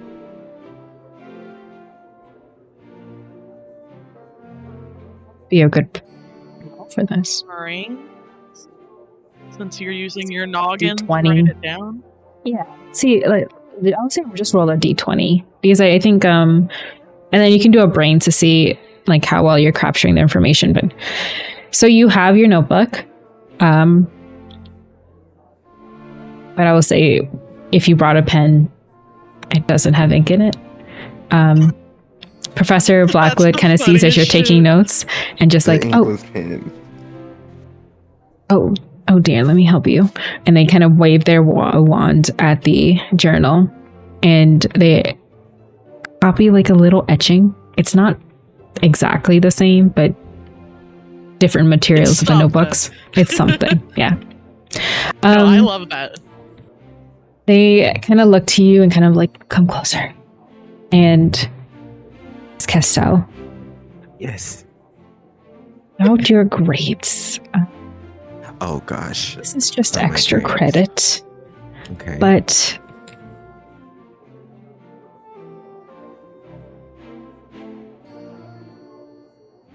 you need to know something.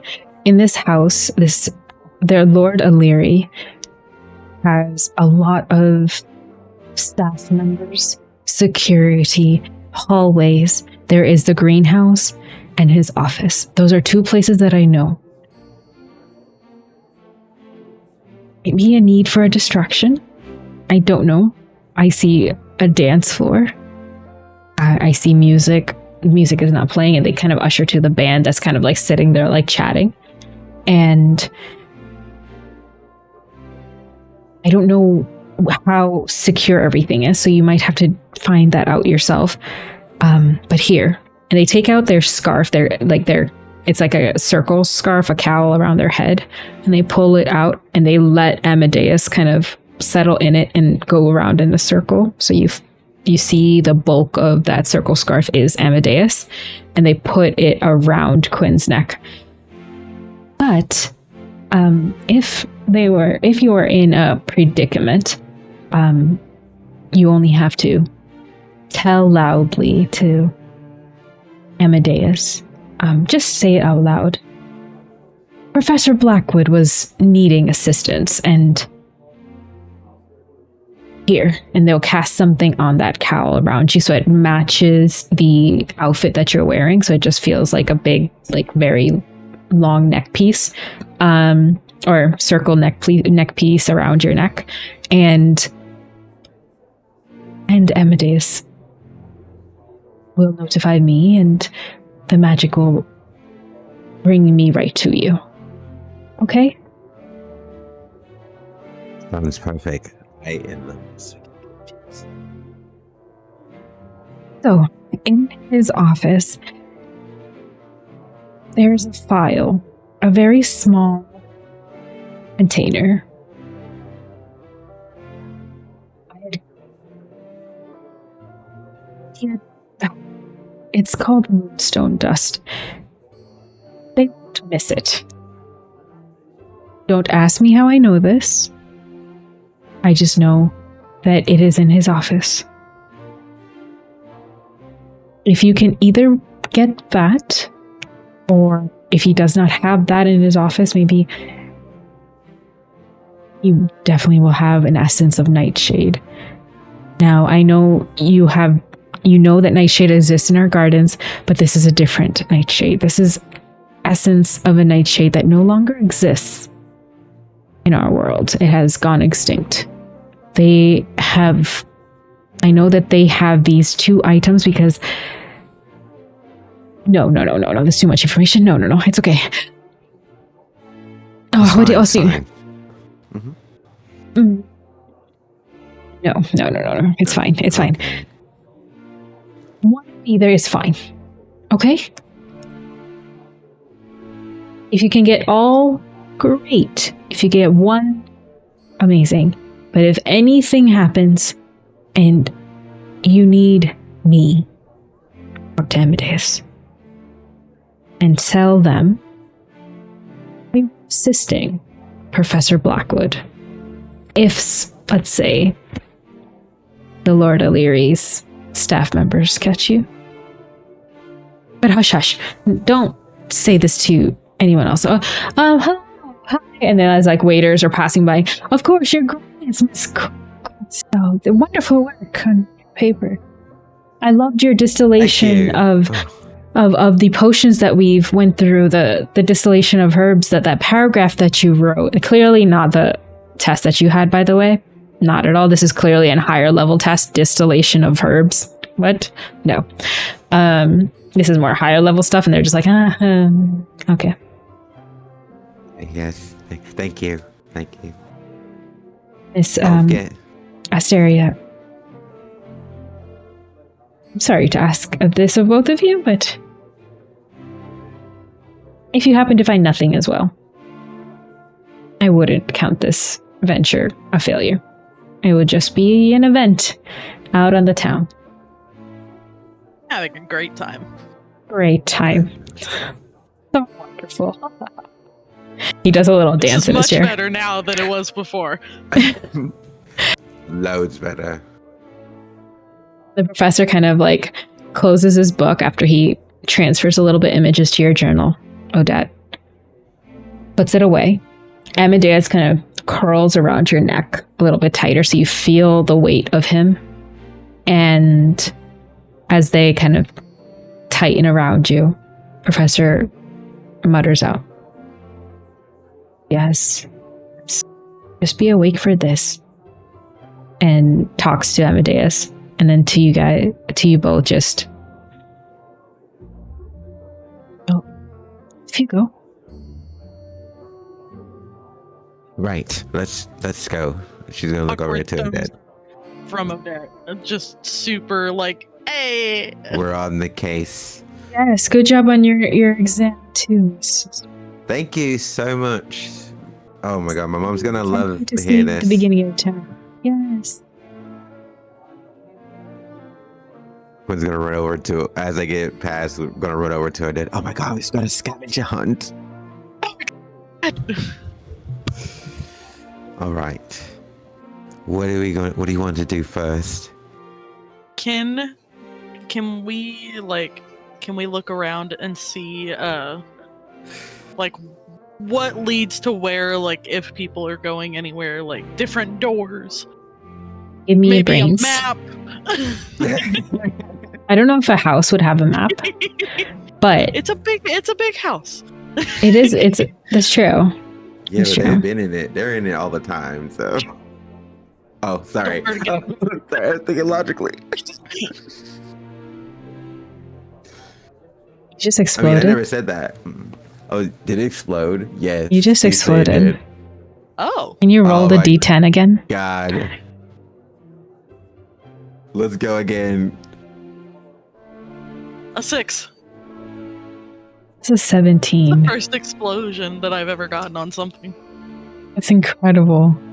For real? That's amazing. Okay, so I'm going to lay out what you see right now. Okay?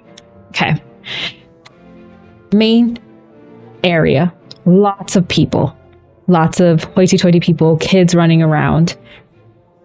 2 main paths where people are going into. You see bowing, Quinn. Quinn doesn't see this. Odette, you see bowing. These are where royalty probably might be. Maybe like Quinn's family members, right? This is where chatting is happening. The band is playing to the back of you, right? Or lightly playing, taking a break. So there's no dancing. So people are just mingling and chatting and hanging out everywhere. Now, if there's music playing, people would be kind of corralled into the central part of the main area. As you're kind of looking around, there are 3 hallways. The one behind you, one to the left, and one to the right. 2 of them have security people on it, standing with their hands to the back of them, just looking around, peering.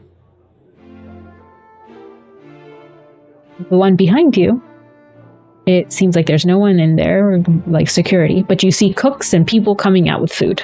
Waiters. I mean, not cooks, waiters with food. That is what you see.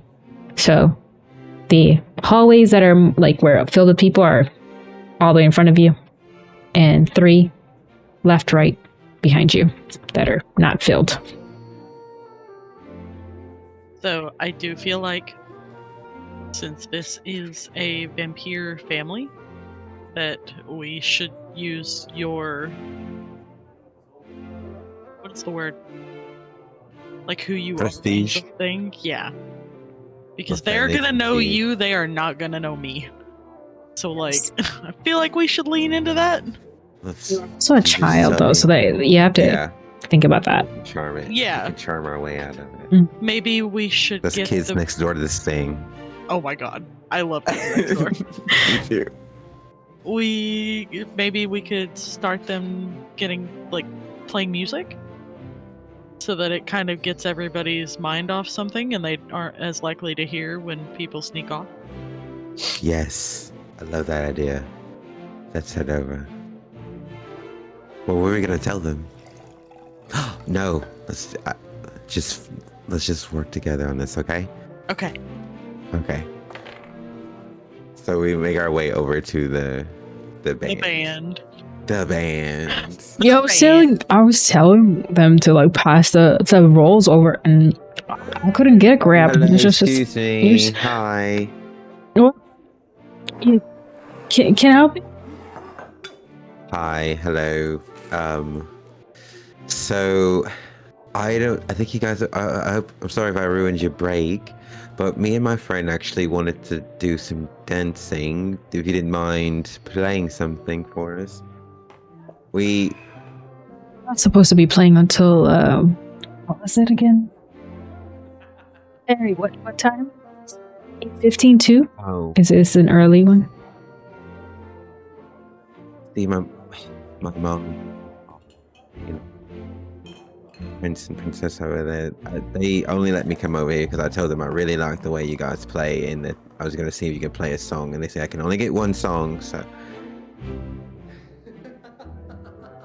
And I wanted my friend to hear you guys. She's here visiting. It's her first time here.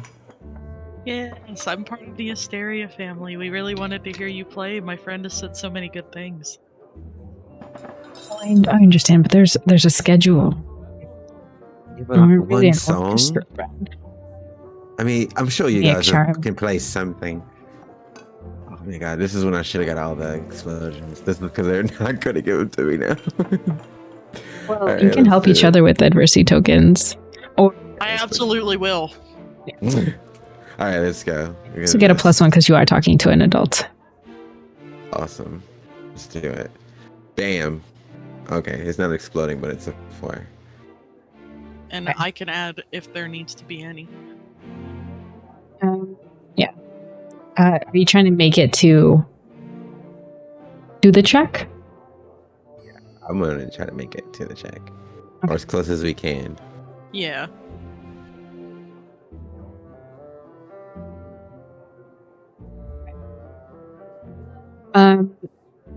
They kind of look to you, just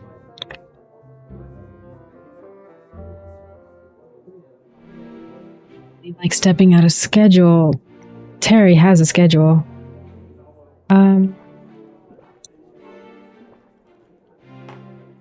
You know, start just tuning up, and you start hearing them like just messing with their instruments. And when one musician starts tuning and checking, you hear the violin like kind of coming in, someone with their horns kind of playing through. A couple people start noticing. Oh, they start hearing something as if the band's starting. The couple staff members, you see them coming closer just from there to the clock, and then kind of walking away. But aside from that, the band immediately, like as soon as they finish tuning up, they turn just says, "Want to?" And then, "Do we continue?" And Terry in the background just like, let's just start it now. Why not be extra early? And they like say, that's like their face doesn't look completely convinced, but they want to do that song, especially for, prominent members of families. So they start up on music. Quinn's gonna like, oh my god, thank you. And she's gonna grab Odette's hand and kind of like go over and start dancing. Like, okay, so let's dance a little bit, and then we're gonna kind of scooch off, right? I'm down for that. That sounds like a good plan. People around you are dancing a little bit. Parents, other prominent people. Clearly, formal dances are prominent here, so they're doing like a big dance or like just mingling towards the center. Starting to walk closer. So are we going to go for the which flower, or are we going to go for the other stuff first? I think we should go for the lily first. Yeah, that's what I was thinking. I think that will we be able to see the way to the greenhouse? Sorry, I didn't mean to talk about it. No, you're good. Not directly, but 2 paths lead to other parts of the house that have security in front of them. And the one behind led to the kitchens that didn't have security. The best place probably would be the kitchen, because maybe they have to be able to take stuff out, right? They have to be able to take it out. You should be able to walk out anywhere, because like you have to take stuff from the kitchen to where to the trash, right? Or yeah, you got to. They get deliveries. Yeah. Right. Isn't that how it works? I think that's how that works. Okay, well we can go figure it out. Since they're gonna be dancing, we can kind of scooch that way. You scooch over and get slowly to the hallway. There are waiters kind of coming around you. If someone comes with a empty tray, they probably might have questions, but there's not one near you. There's people with just full trays. Excuse me. Oh, sorry. Oh, I don't know if you're supposed to be there. Hold on, I'll be right back. But they kind of go to serve as quickly as possible. Quinn's gonna turn to Odette. I'm kind of really upset that Corden doesn't get to see all this food. Yeah. Her mouth would be on the floor right now if she saw this food. She would be so excited, but she would also hate all the adults that are around because they very much don't like humor or fun.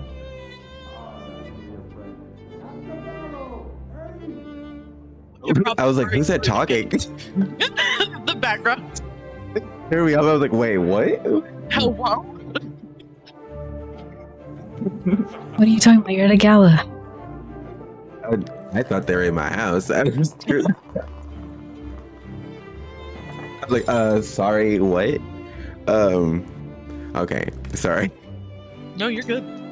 I think that we shouldn't be in here for long because I think people are going to start asking questions. Imagine a long hallway. Right. Going to the kitchen, so. Do you see anything that leads outside from in here? Quinn's like looking up. Yeah. Can we...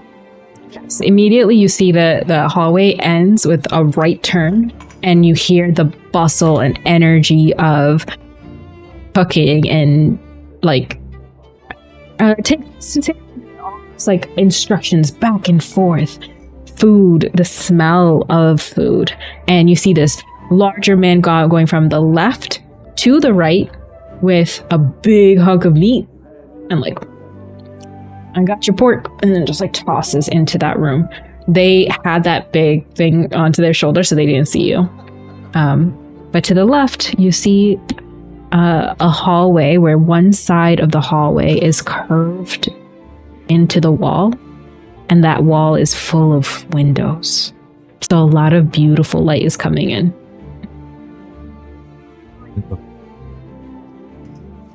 Right, well, let's go see. Let's use those windows for what they're for. And Take a good old gander. You down this hallway, it opens up into more hallways and hallways. But until you kept following the windows, you come towards the courtyard. And as you discerned, a well put together garden and greenhouse. It's gonna hold out the tiniest of high fives for Quinn. she's gonna right away. She's just like, I see them like looking at the greenhouse and just like not looking at the hands or just high fiving. Just like high fiving. Did it? Nailed it. Give me both of you like a group light check. Light? Okay. Today, that just smell like.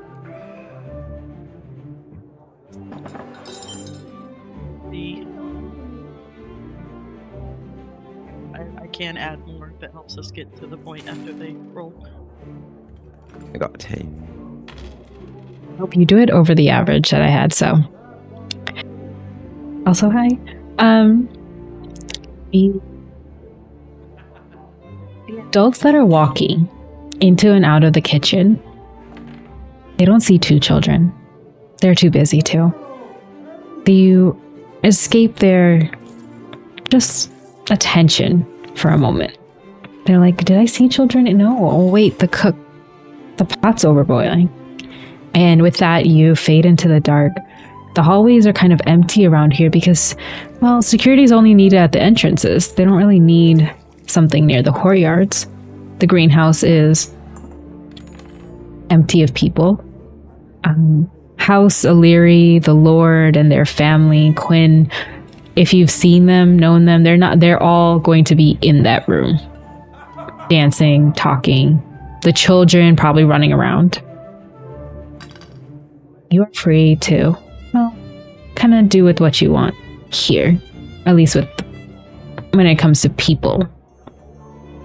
But as you come to this greenhouse, there is glass kind of surrounding all, this beautiful environment of plants that have to stay in there.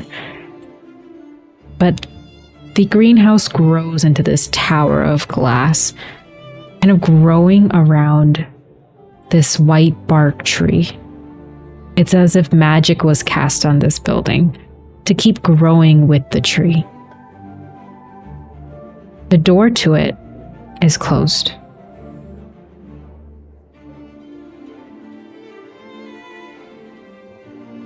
Dude, I didn't think about this far.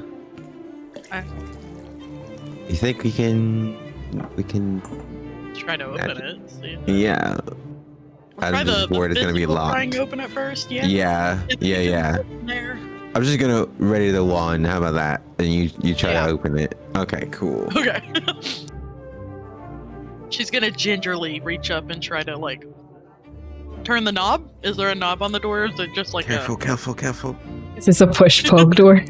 I was wondering too. Like, is it a latch or? It looks like it would be a pull door.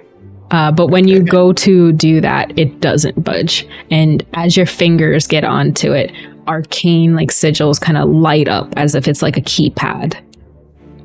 And when you let your hand out off of it, it disappears into the metal. Does the metal have spots that are more worn down on it from them putting in the code? Give me brains. Okay. I love this. I love that question. These are all planned decisions too, so yeah. Yeah. My goodness. I mean, planned actions. An 8.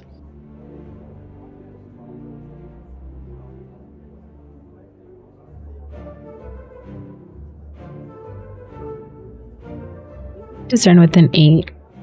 You don't have enough adversity tokens to get to the check. Do you want to use those? Sure. Let's do it. Let's go all in. Why not? You just get right under the check number. So you're still failing, but not by a lot. You can discern 2 very heavily used sigils. But this could just be time. Could be someone just, I don't know, old material. Fading. It's not clear to you if this is someone pressing on buttons multiple times or repetitive use. Okay. Is there anything around us that would maybe show what sigils would be being used? Or do any of the sigils, does it remind us of any classes that we could think back on? Runic language. That will take a lot of time. So if you want to do that, that's totally fine. You'll just have extra time there. Let's see. Give me a brains. Give me a brains or to look around to see what you notice in this area. Okay. And also, Quinn, is there something that you would like? I was gonna ask, can I look around as well? Quinn's kind of readying to possibly try to help disarm it with magic if need be. So, but we'll try to be help Odette find something. Because magic is kind of traceable. It is. I'm only a first year. Okay. Just a baby. All right. This is the born identity, all right?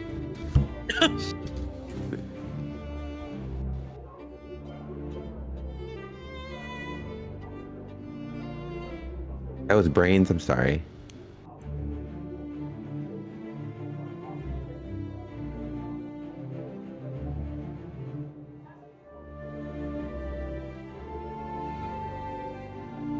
Oh, well, I definitely didn't get it. Sorry. I saw nothing. I'm so I'm on pivot right now, just trying to keep an eye on the area. I'm looking around. I'm observing Wow, as a whole. I'm more mesmerized by this street right now. It smells so nice in there. It's just enjoying the ambiance. Just this is so much better. So much fun. Taking a drink. Hey, I'm so sorry.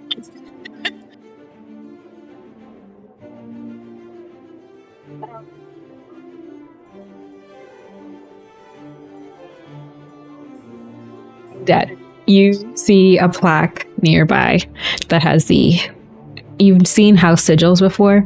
This is a House O'Leary sigil.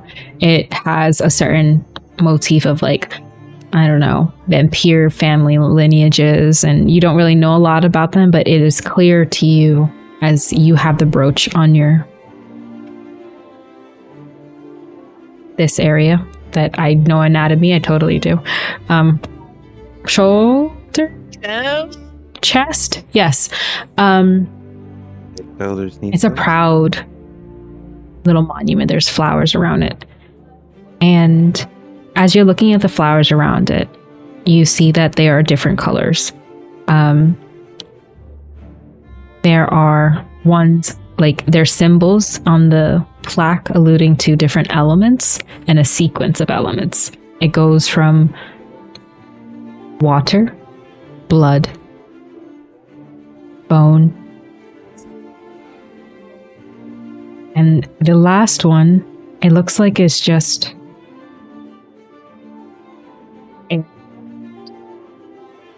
from the arcane, you can see a sequence.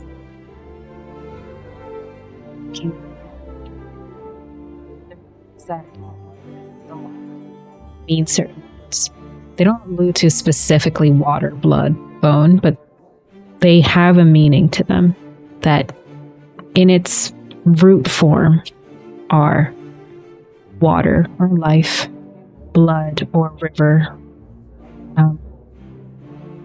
pathway, right? And you can see that, like, your brain kind of connecting those two.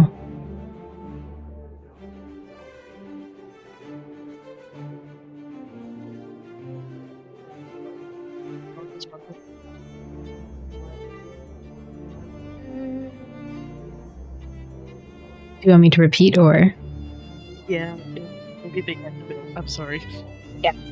As you look to the plaque and you see those symbols of elements, you connect to the runes on the arcane lock. And the runes from your classes, you know that from their root forms, they're not saying exactly water, blood, bone, and like wind. But in a way, like Latin is like the root form. It feels like they're saying the same things. There are some symbols on the arcane lock that hint to water or life, blood or river. And it seems close in your mind's like connecting the plaque to this. This almost feels like we should wordle it. Wordle? Yeah. Oh, that's perfect. Then, okay, I'm going to give you inspiration for that, because that is actually the inspiration behind this lock. Oh, really? Same brain cells. Yeah. I didn't do my Wordle today, and I was like, that's what I'm thinking of. Okay. I love this. So, like, have you played Wordle before? No, I was saying it as Quinn. I know what Wordle is. I'm sorry. Okay, gotcha. Gotcha. I was about to drop it all out. No. I thought that was a Paige moment, not an Odette saying like Wordle, because my brain thought it was a dead moment. I was like, when it started like Wordle. The gnolls play Wordle? What is that? No, it's pronounced water. Sorry. Gesundheit. Oh my god. Could we, I guess, just start putting in the series that we think matches the sigil onto the keypad? Like, what we could basically be like, do a 1, 2, 3, 4, and if that doesn't work, 4, 2, 3, 7. I love it. I think, let's see. We could do whatever works for you. This is just how your my brains brain is a 10, right? works. Yes. Okay, this is a planned decision or action. So what you can do is have Quinn help with this for adversity tokens. This will be brains. Or I rolled the wrong thing too, but it's okay. It doesn't matter. Okay. Like, first chance, you can try the Wordle and do brains, and then Quinn does brains. Which is, sometimes I do. I send it to my friend and be like, help me with this. My brain doesn't know words. All of us, just a bunch of grown adults, stand around at work on Mondays, and we all just stare at the phones trying to figure out what it is.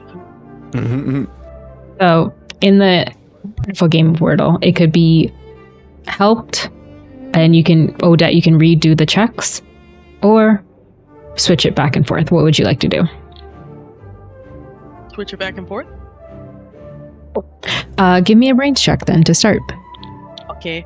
Do I? I'll give you 3 1? checks. Yes. Okay. Is a +1 for innocence? I don't. Let me. Or is it just like a +1 to magic? I think it's just a. I think it's a +1 because of the class. I'm not sure. It just says +1. It does say magic on it. Yeah. Innocence would be plus for one. like a challenge, like talking to someone older than us. Yeah. Oh, okay.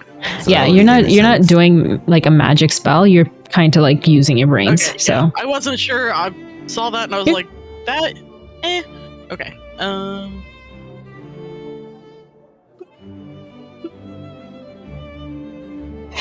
with the 6, you put in the code. The symbols that you saw for the plaque is like 4 symbols, and the wordle is 5 letters, or like the arcane. Why am I saying wordle? Arcane lock is 5 letters. So you get like doot doot doot. So you got 3 right, 2 wrong. Win. All right, let's wordle this thing. I love this. I'm gonna do my wordle now. Like, oh my god. I want to be wordly enough for the Wordle Club. 12. No, dang. 6 too. Because these are stacking. Since you already know that 3 are right. Yeah, I wasn't sure if it was like a we're both staring at it, just like doot doot doot doot. Okay, you try doot doot doot doot. Say yes. You need a 3rd try with that roll. Because you had 3. You only needed 2. And when you look around, you see a couple items and you remember the runic like classes. Bone could mean death, could mean life, could mean, well, multitude of things. And you kind of think, oh, this is the sequence. And you do boop, boop, boop. And even though for a second it doesn't look like it's going to work, and you see it just release. There we are. Aw, It's like we did it. Let's go. We are killing it right now. don't say that. I'm sorry. Don't say that out loud. The greenhouse is warm. It's really hard to breathe in. It's very moist air. But the beautiful tree sitting at the back is taking up all the space. The entrance to the greenhouse is very tight. You have to go one by one, like in a line, because on both sides there's a lot of plants, but it opens up into this big tree that's kind of growing the glass above it because it's magic to grow around it. There are buds, there are some slightly open, but the ones that are fully bloomed are up at the top. Do you think it matters if we get a fully bloomed one or if it's closed? Because it still has the petals. It's just not open and probably easier to carry. Yeah. We don't want to take the whole thing. I feel like if we try to go for the ones that aren't bloomed, it would be a lot more mess. Because if they're bloomed, we just can take the petals, right? But they are up really high. Yeah, that's what I worry about, is either one of us getting up that high. Is there anything we can find? Or let's look around. Maybe we can find something, a ladder or something. They have to Maybe be also trimmers, right? like a bag or something to keep the Yes. stuff in so we don't. There's like plant stuff around, like trays, like anything to like tools. A ladder. It's not tall enough to go to the top. It looks like it has another part to it, or maybe magic that could make it to go to the top. But probably gardeners here don't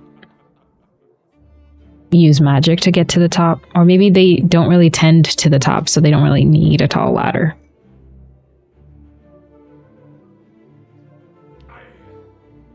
This floating spell would be really great right now, you know? Yeah. Or stairs of some sort. Like I did on that tree. Just That's true. How did I forgot about that, and that was perfect. Try that. Because it didn't hurt the tree last time. It just... Yeah, it just off wrapped of around it. Yeah. So that is magical phytology, and that is either charm or grit. Definitely gonna use charm over grit. Because I have a better chance. Please, use the better one. I implore. Please. Can I like? I'll wait. You know what? I'm gonna wait. I don't want to say anything right now. I'm gonna wait until I see what she does. Ow. A 6, but I mean, it's not the worst. Okay, so can I like try to roll and And so- use? Oh, go ahead. Yes, you can try to, but let me know what you're trying to Yeah, do. no. And then, Well, you also have your scorch marks. If you want to use them, it will just be like expending energy. Let's take a scorch mark to go away again. Do they go Magical like rejuvenation, like at a fountain, or like a short rest that might happen. It'll probably take like a long time. But you can definitely do it when you're at home. Okay. I'll use one. Please re-roll that. Don't hurt me. Do something better this time. All I ever do is love you. you're Don't all have to rooting beat for you. You have this. You can do this. It's better than it was. Definitely better than it was. It listened. It listened for sure. It did listen.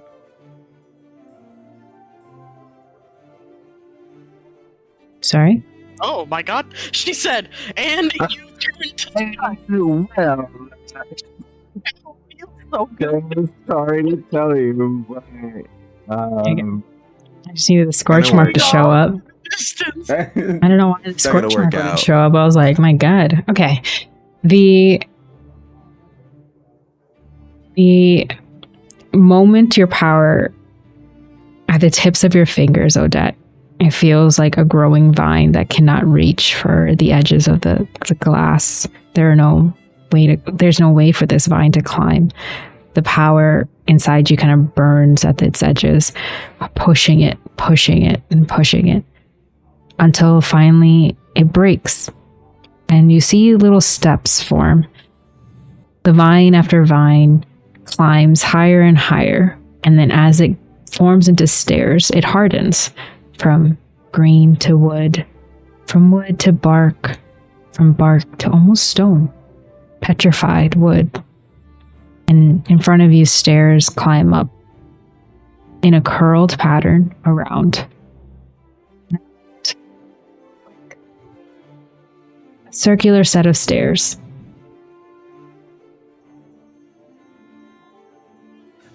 you Right. are a freaking genius. You know that. Thanks. I don't know how to accept compliments. I also imagine that Odette would start looking for like a bag and maybe like garden gloves to like take up with her. I do also have an idea that I would like to run by you to see if it would work or how. So since it is a blood lily like tree, I know that they use like laser or fire for like cauterizing wounds.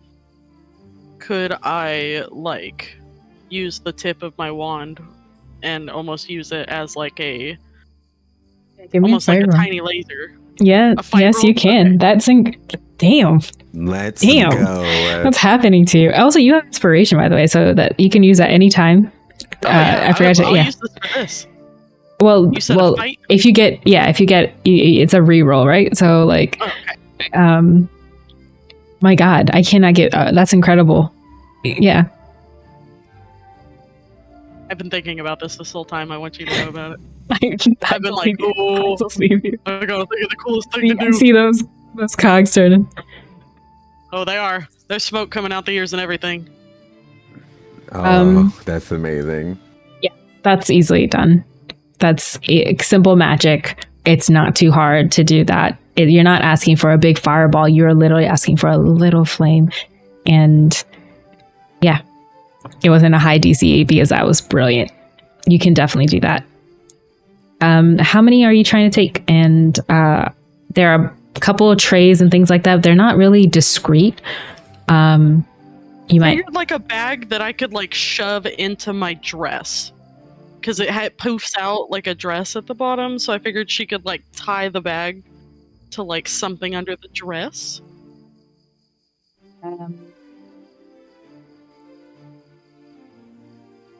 Can I note something? Can a GM do that? Yeah. You're running a shindig. Let's hear it. You can Down for definitely know anything. something. Tell me your thoughts. And your kind of staff birdie up snacks together. Pass the magic on the paper. Oh. Tie in your tiny accessory. Oh my god. That's perfect. Will this work? Yeah. Let me try it. And so We can wrap like, it in this, and we can put it in the bag. put it in there and like twist the top so that it stays fully enclosed and everything. There's one off the list. We are the best, like, secret agents I think this world is ever gonna know. Honestly, actually, they won't know because we're gonna be so good at our job. There's a Seal movie the that my mom coin. talked about called Spy Kids. I think you should Really? watch it. Yes. I'll watch it. We are Spy Kids. Okay, sorry, Boss. I didn't mean to interrupt. I feel like your mom came from like a null family who definitely watched this movie. The I was trying to touch you. Amadeus around you kind of curls for like a little tighten as a reminder, like, but of timing, and you have an ingredient. Would this be enough for the both of you, or would you want to venture further? Would it be possible to take him this specific object really quick and then try to find the office after we've given it to him so that we aren't still holding it? Or is that To venture back through the hallways and to the what am I just seeing? I'm Is going to that a continue raid? describing this really quickly, but I will come back to the raid as soon as possible. So 1 second. You would have to go back through, let's see, oh my god, Saribot is going crazy. So if somebody was doing a raid message, I'm so sorry. Saribot was like, no. So if that was what you're doing, I'm so sorry. I'll be right back. Brain, what was I doing? You would have to go back through the hallways where there were adults. You coming back from the greenhouse to go give this to him, especially when waiters are probably going to meet with you with empty trays. Those are ones who probably have the time to ask what you were doing. Might give you more notice, while right now you're in this kind of bliss, this moment to, notice things. Odette, from what you've noticed around, there is in the garden, there was like that plaque, everything. There is a big tower at the top, and you can see like a large window kind of framing the garden. And if you know anything about studies and something that your father has, definitely a place to work. A study would be beautiful with a window facing a garden. And also, thank you so much for the raid.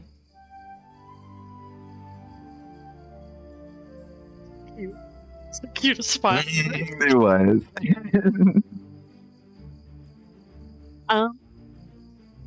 So should we go back since we already got more than he asked for from this?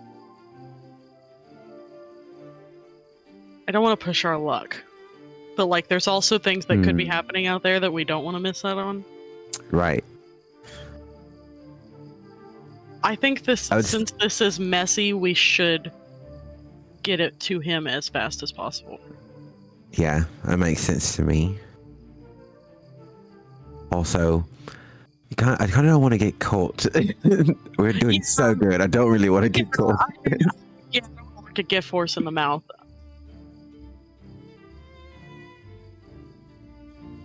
All right. Do I Then. have already, like, hidden the thing, or is there something we need to do? It was a pretty simple little spell. It makes sense.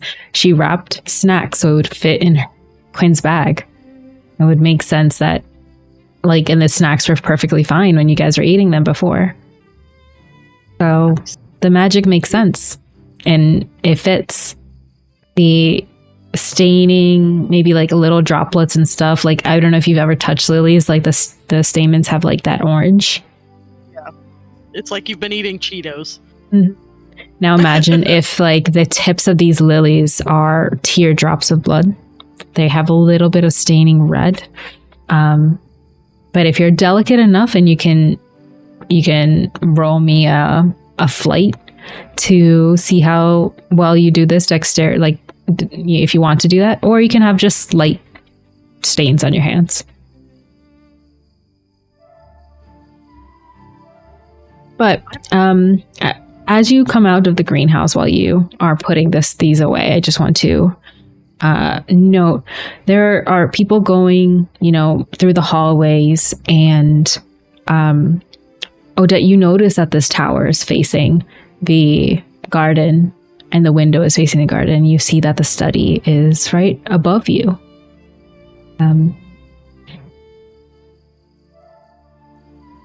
If you are truly both want to go back to them right now, and that is it, we can do that. Really fine. I would just need we'll see how that goes. Oh, damn it. Oh, we'll see. Oh, dang. Well, dang it, if it's hidden already, we might as well go up there. It's right there.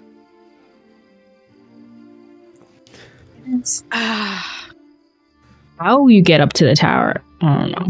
But it is literally that. I'm gonna go Naruto style and just walk up the side of Walk up the side of a of tower. it. Yeah. God. That's No one's hilarious. gonna question the child with the purple hair climbing the tower. No. Oh my goodness! Like, no, just don't look. Just don't look. And the purple hair. Completely the child of the seers. No. Eyes beaming in the moonlight. It's just looking like, no, I'm not going there. Stop the I'm not doing it. I'm going on break. And this is what it's happening. Terry, I'm going on break. I quit. Terry's just wanting to get this night over with. They're just playing on their violin like, I can't. This number again? How dare they put this?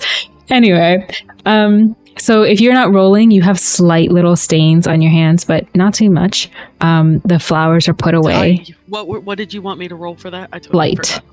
Right. Flight. Okay. As you come out and through the hallway, remember you took a right that followed the windows to this. So if you kept going backwards, you would take a left to go back to the kitchens, and then like a right to go back to the entranceway. But there's a passageway to the front of you.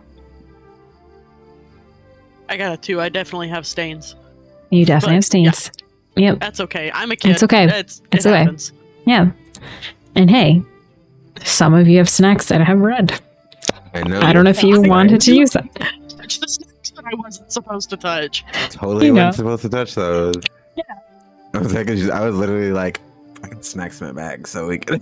When you said about break, they get in my head, I was like, we got snacks in my bag. I'm like, all right, we can get out of it. Contingencies. The hallway you come through, right? If you took a left, you go to the kitchens. But the passage in front of you goes to in like an alcove, and it's stone. But as it like curls into an arch, it goes nowhere else. It's like a dead end. That's hilarious. Well, we got to go around now, right? I guess we might as well go back.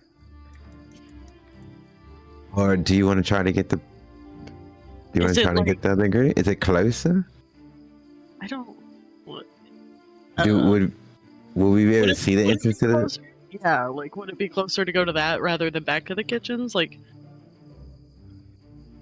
If we're thinking about this manor, Drown.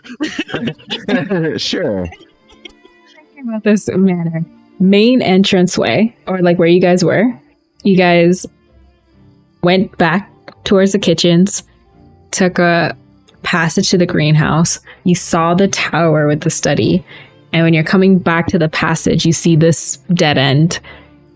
You are closer to the technically. Yes, you're closer to the tower than you are back to Professor Blackwood. How So you'd we'd have get to go there? back that way. Yeah.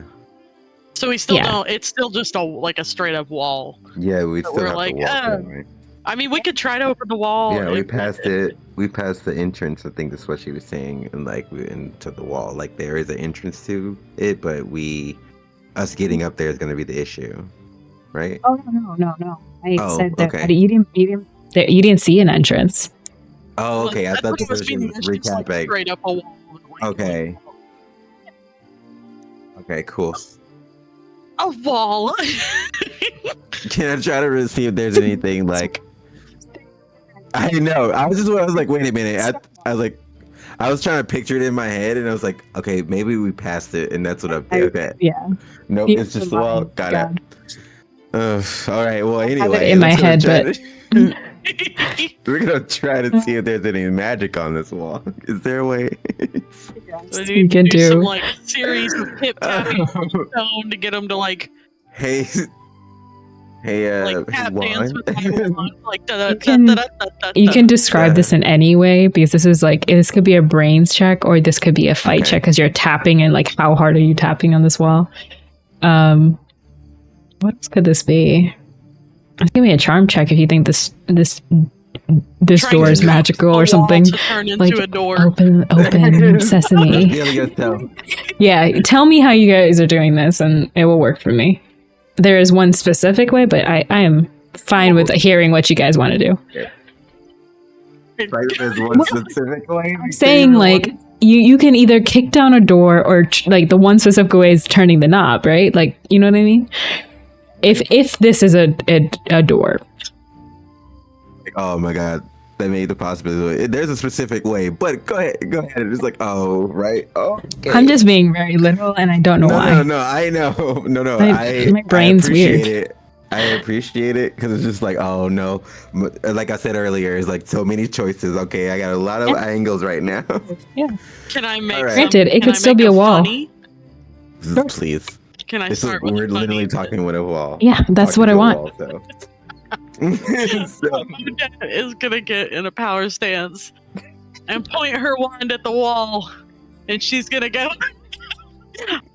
"Hocus pocus, come into focus."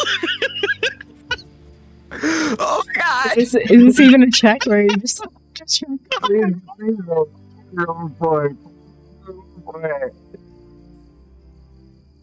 is this a? I feel like this is a charm, because you're trying to charm this door. Totally charm. This is super charm. It feels like when somebody teaches a kid the wrong spell, and they're like, No, they were shooting at the wall. Oh my god. I love that. They're literally shooting at a wall. Like, this is beautiful. so give me, I was like, give me a flight check, Odette, while you're doing this power stance, I because was this like- alcove well, is I was not like, I hope it maxes too out. far in, but like doing this dance might give notice for anybody who's like coming from the kitchens to the main anyway. Yeah, I got you. Oh, I got Oh, a you 6. exploded. You can roll yes. again and again, but yeah, roll one more time. I think you did this very discreetly. I got another one. Yeah, you know Oh, what? They can't yes. see you. You are within the walls. Who is that? Again, they're busy. Just They do call not me see you. PETA from the Hunger Games. I I am stone. Still.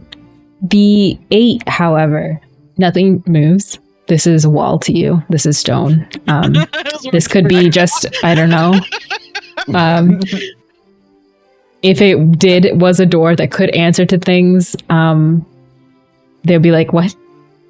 But it isn't. It's a wall. For you, it looks like it did nothing. Oh my gosh. We're gonna keep this 20 rolling. At least it wasn't swayed by the hocus pocus. I didn't. It didn't work as well as I wanted to, and he would. They It would not inspired me. inspired him. I am inspired now. She's gonna turn around and she's gonna shrug and go, "That's all I got right now." You did wonderful. You did. Your turn. You feel the little bump of like the second head of the snake, Quinn. And if a snake could laugh, Amadeus is laughing. It's yes. hilarious. That was Quinn. amazing. Quinn, what would you like to do? Alright, so Quinn's like that. I think everything else. Right. Really getting into the spy aspect of this. I'm so sorry. You're cutting in and out for me. One more time.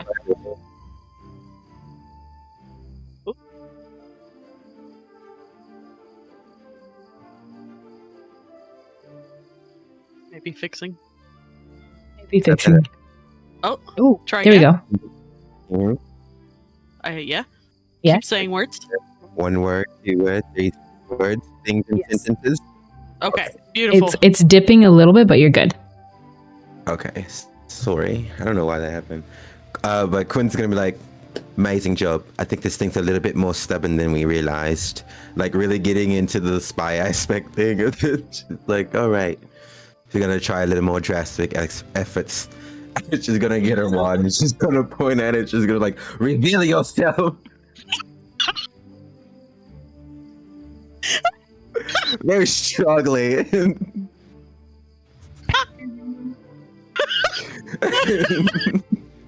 Ron, I'm gonna roll with Ron because she means it, okay? She means this. Do I add a +1 for magic or no? Since it's a magic room. Okay. Magic spells, so yeah. Okay. Is this, what was this Oh, again? This was Braun. Trying to dispel it. Trying to see if I'm dispelling it. Oh, I love that idea of dispelling She's being just this saying brawn it. kind of action. Yeah. You're like ripping it open. Yeah, I like that. They're pulling apart at the seams of magical energy, and that's very cool. It's very, very faint for a moment, and it looks like it is stone. It is a wall, and you will be looking back at Odette like, oh well, that was a wall. Let's go back, you know. But there is a trace of energy. It didn't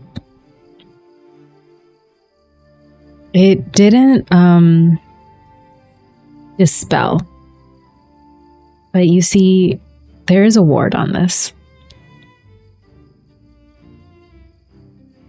Aha, look it. There's magic here. Yeah, sometimes you gotta give it the strong one, you know. Just gotta hit it with all the magic you have. I feel inspired by what you've just done. Like I personally feel like I've won tonight just for that. We have to play Good Witch, Bad Witch right now. I like that. Do you have any other ideas? Yeah.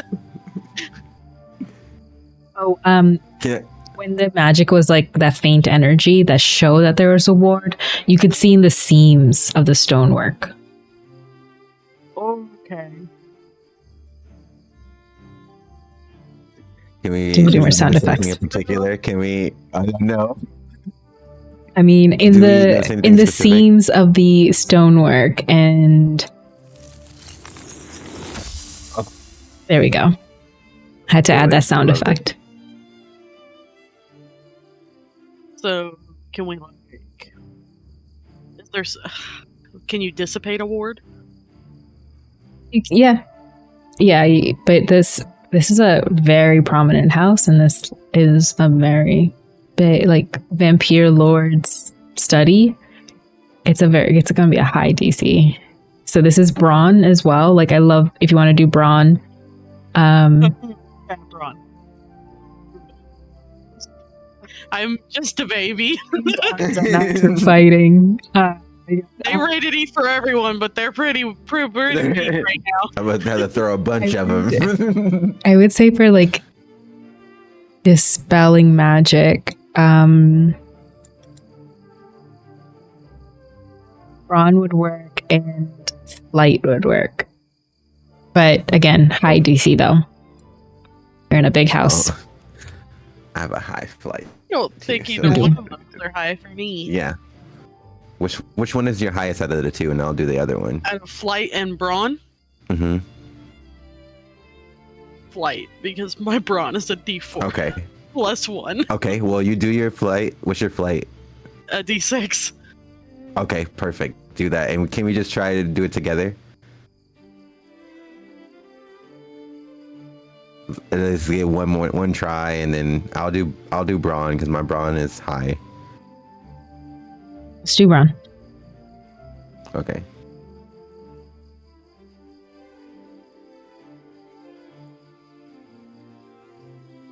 Did you add your +1? Yes. Is that a 5? It doesn't say you add your. It should be a 6 then. A 6? Sorry. Well, Let me try. yeah, her +1 That's wasn't not- on there. Um, Mine both was a of your- 7 altogether. yeah.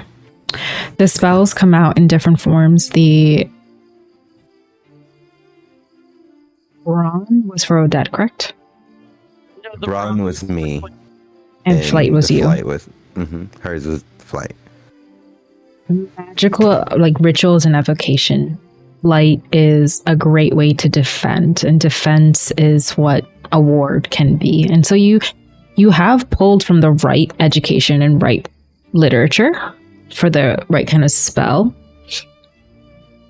but you are against really strong magic. Dispelling magic is wonderful to pull away at defenses, but it can do something, and this is like something that Odette you pick on. From both of you would, but I'll come to Quinn soon. But as a person from a manor, from a secretive family who has multiple rooms like this, if this was to be dispelled, don't you think somebody might know? And Quinn, when it's you gonna be like the Sly Cooper alarm symbol. God, stop. the When Quinn she said that, my shoulders are like, "Nyeh. We should just go." Quinn, your Brawn, it pulls at the seams again. It's like a dress coming, like unfurling as you pull a thread from its seams, right? And you feel it tug for a second, but it does not budge. It does not move. And the tracings of the, like where the seams are, where the stone is meeting cement or whatever the mixture is that is between the stone, you see the magic weave. It does not work. And even though you failed, you see though something familiar. Almost like a watermark on the magic. Sigil.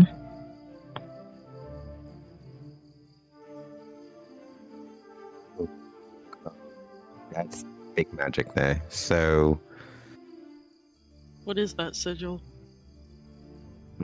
let's just say we probably shouldn't keep doing this. That's fair. Yeah, listen, I'm all about going crazy, but I don't think this is gonna turn out real for us if we try to break it at least. So We can maybe get our we best shot. Like, yes, I really thought you had it with the hocus pocus one. I was I like, love- you were there. I was Did you like, want to oh, do this a is gonna work. brains on the sigil before, or do you want to just go back? I would, yeah. I do, yes. Just like know what it Let's- is, so I can save it if we know. Oh, let's do that, and Put it then in the memory bank. we can go back. Yeah. You said that's a brains. Okay. Brain. Oh man, so close. They got both of us. Actually, It was a pretty easy check because that's sigil. Oh. Like a watermark, it's faint. You know, like in a portrait, you can just see it. That is House Illyri sigil that was on the plaque behind you. In the greenhouse. Or in the courtyard.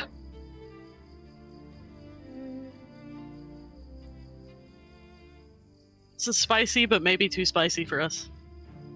Yeah, I don't think I want this. I'm not really a big fan of spice like that, honestly.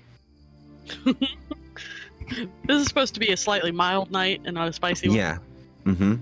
Yeah, honestly, I was staying away from the spicy foods on purpose because of that. Yeah, let's just go. How about that? Yeah, let's just take our wins where we get them.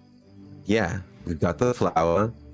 Yeah, the professor's gonna be. I'm excited just to see the professor. I just want to see it. Yeah, See how. yeah. I just want to see him. I'm excited to see the response. Let's head that way.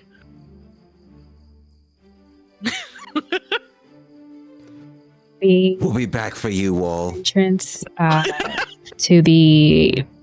Let's see, if you go back, give me a flight to go around the waiters, anyone that's coming out of the cooks, like the chefs. Oh, somebody got a bardic inspiration from me. Oh, okay. I'll add that to my DC. Alright, thanks us. Oh.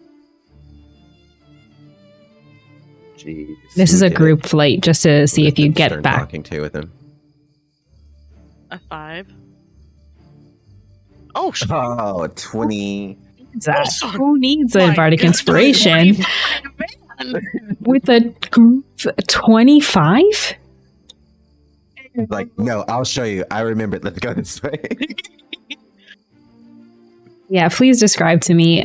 There are cooks, people, sous chefs moving big pots. There's ingredients going in and out.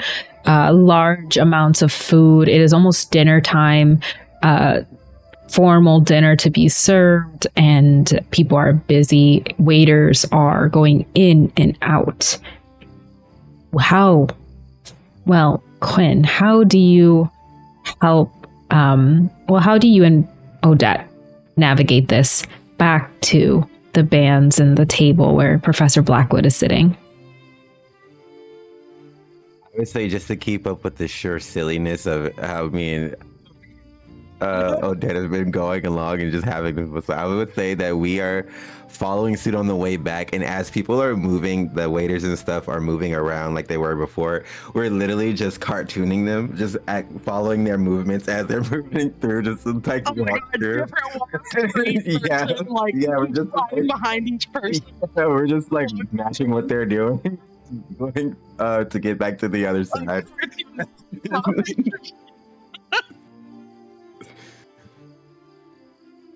That's what I was saying. I'm down. I'm sold. Yeah, that's right. All right, now sideways, shimmy to the left. As you shimmy to the left and navigate to the right, you come closer and closer to the music, the feel of inside, and you hear people laughing in the distance, and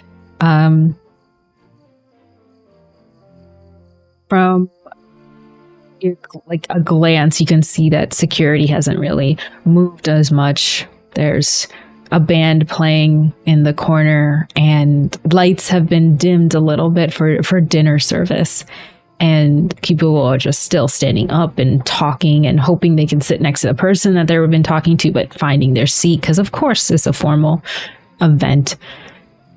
Professor Blackwood is sitting almost like falling asleep, and the person who's sitting next to him just trying to talk to him, and he's just Yes, of course. Yes. Professor. Yeah, oh, yes.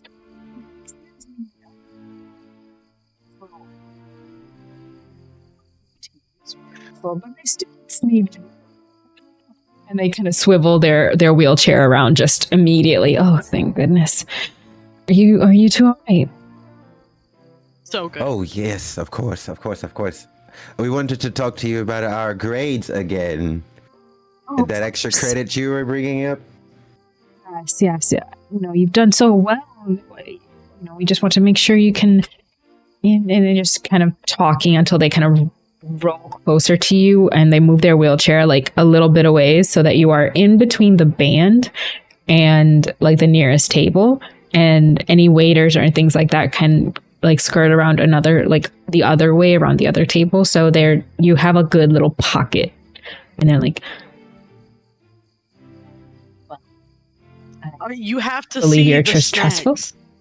You have to see the snacks that Quinn's Yeah, first we have to friend show you the brought. snacks. We have to show you the snacks. Yes, And we're gonna here in my bag. hold this thing out for him. We saved this one for you. Now be careful. It was touching a lot of the red snacks, so just be careful with the paper. And I'm gonna Quinn's gonna take it out. Stain. Oh yeah, please. It might stain. Oh my god, it scared me. Oh my god, I'm watching. He sees us. Something else. So perfectly timed. I scared the fuck out of me. Oh my god. Professor Blackwood kind of just I was about to looks say, at you oh my and God.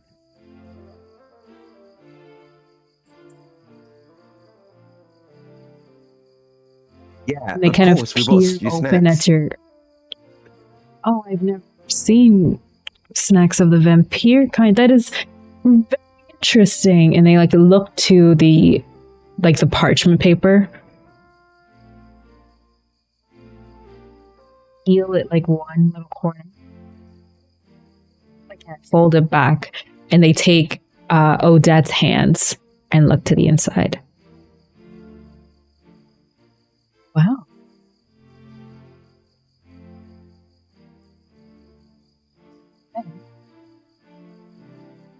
Second, and then kind of motion to Amadeus to follow them.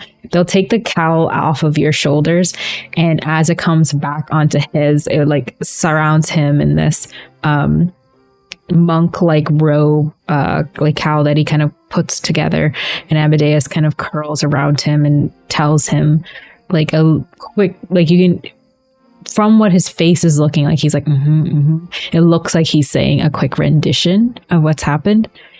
And Professor Blackwood, okay.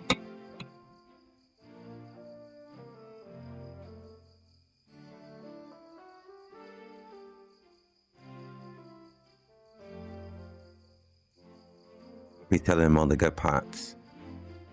I hope he tells him about the door. I hope he takes him about the door too.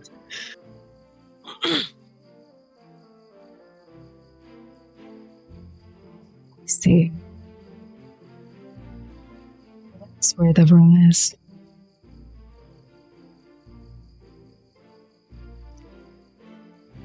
We need to do another trip here, Amadeus. I bet we could. No, she did not. What is a power stance? Hocus Pocus. Just grinning ear to ear. Like, the shittiest grin that you can imagine. Odette. Oh my goodness. She's very proud. Go off. I see. Yes, better safe than sorry. I agree. Yes, I know. I should not have. I know.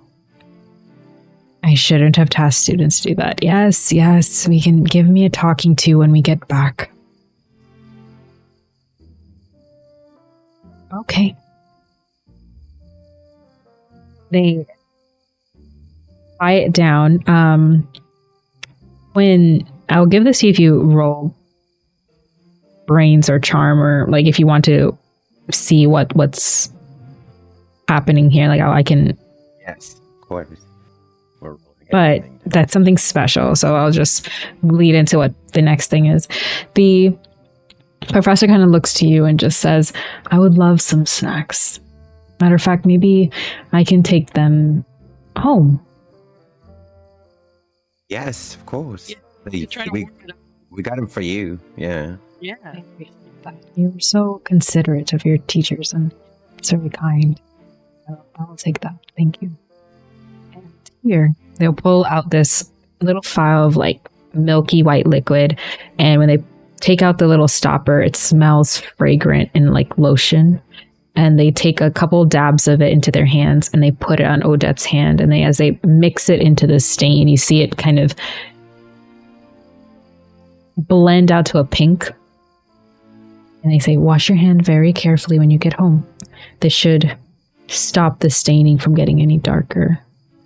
Blood lilies have a tragic effect where they stain to a very, very deep color.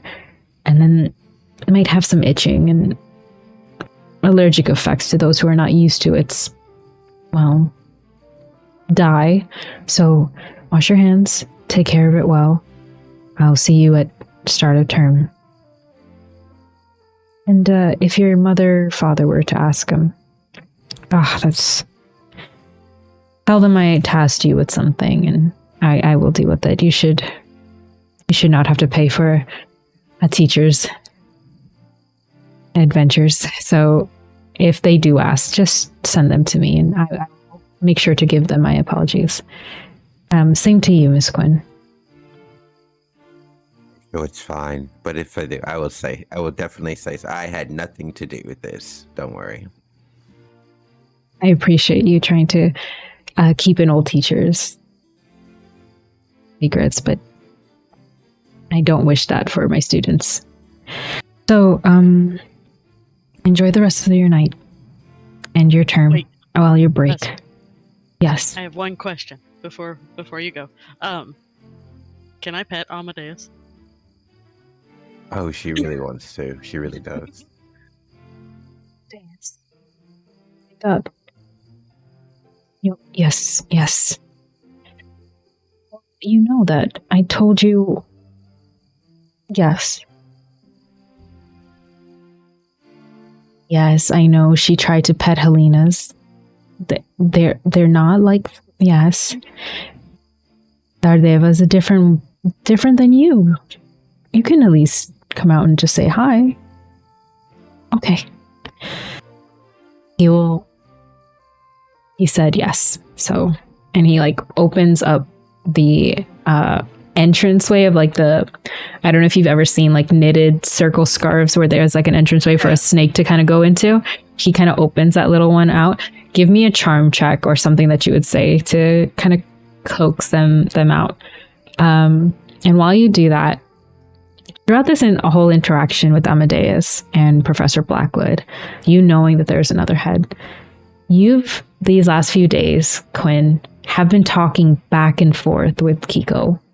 It feels like another spirit inside you, another voice. It's closer than like something else. You've spent years, close with Nati, close with your family, but this is something else. This is like someone sitting side by side next to you, a warm hand pressed against yours. It's your thoughts melting to each other. With the 7, it's kind of weird that Professor Blackwood is talking to Amadeus, not like their own familiar, but like another familiar. Someone in a way, how you might talk to Regulus and not Kiko.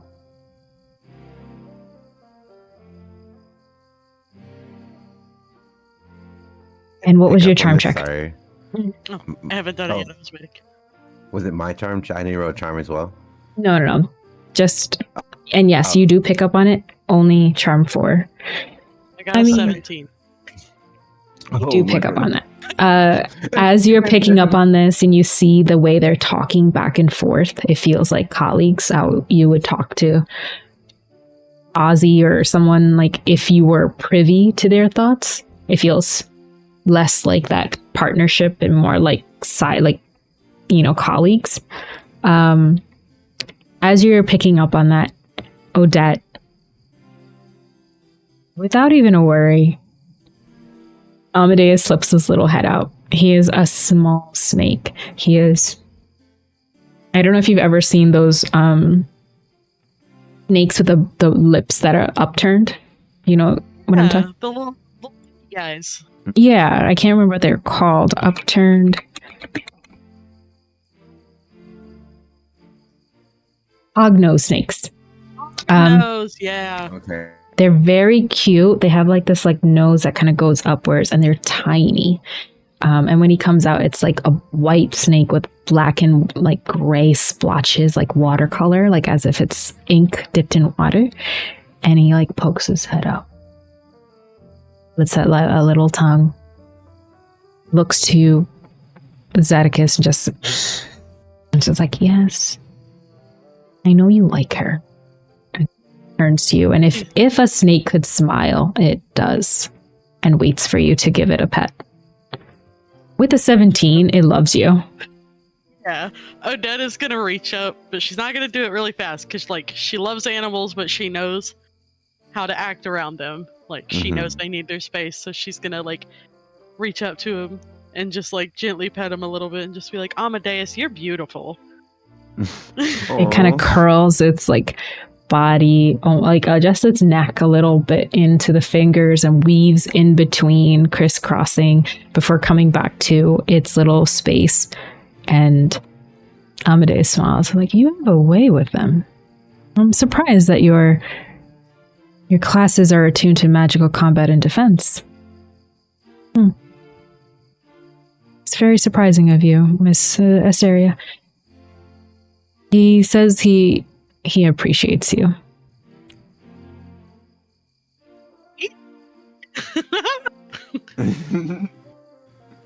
Just me kicking my feet. Don't mind me. I can see you just stopping there, like, oh my god.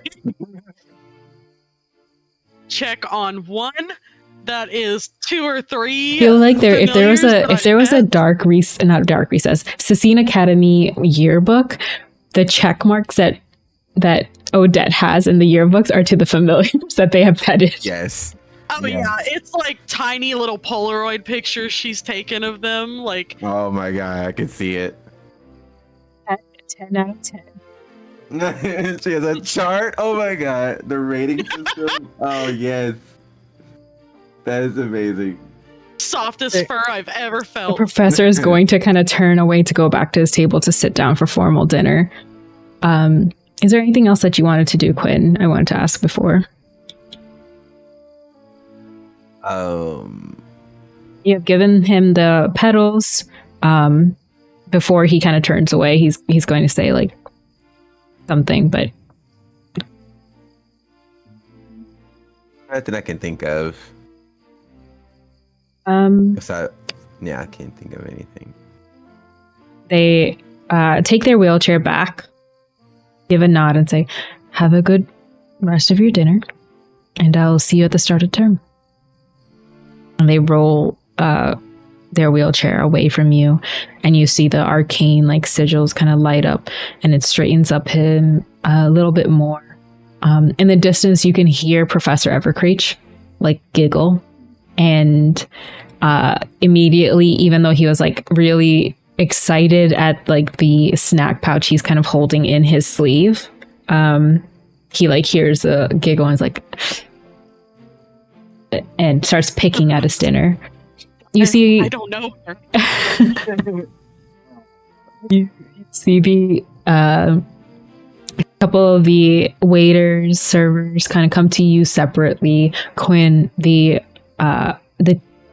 high table is calling for, well, your grace. And,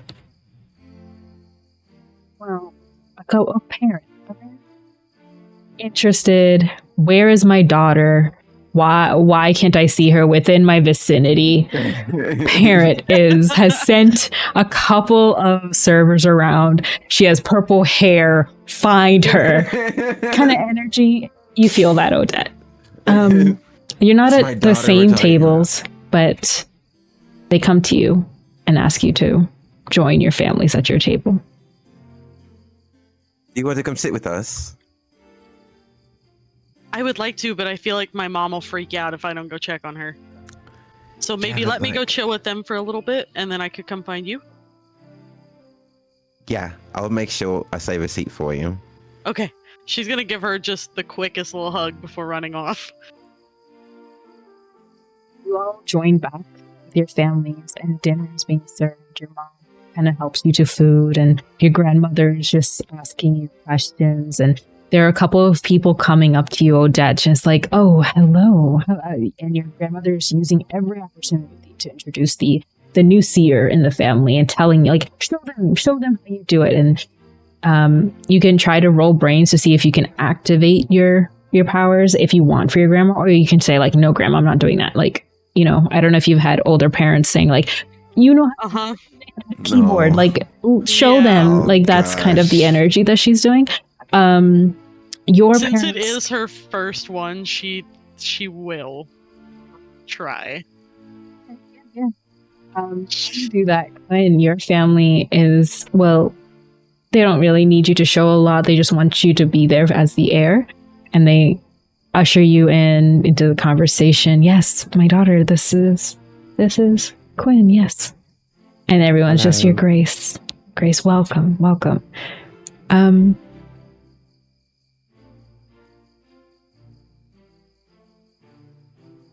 No, in front of you, Odette says, "Oh, of course, yes, matriarch, of course." To the grandmother, "Of course, thank you so much. A vision from one of the line. Wow, for free."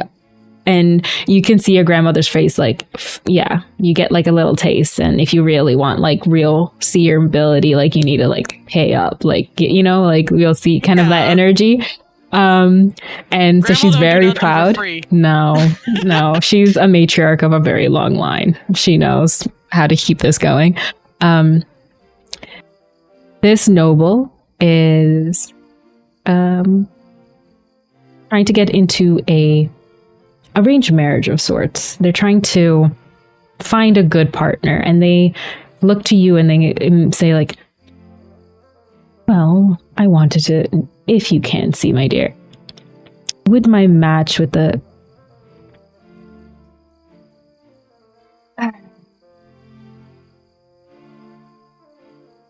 I should ask her."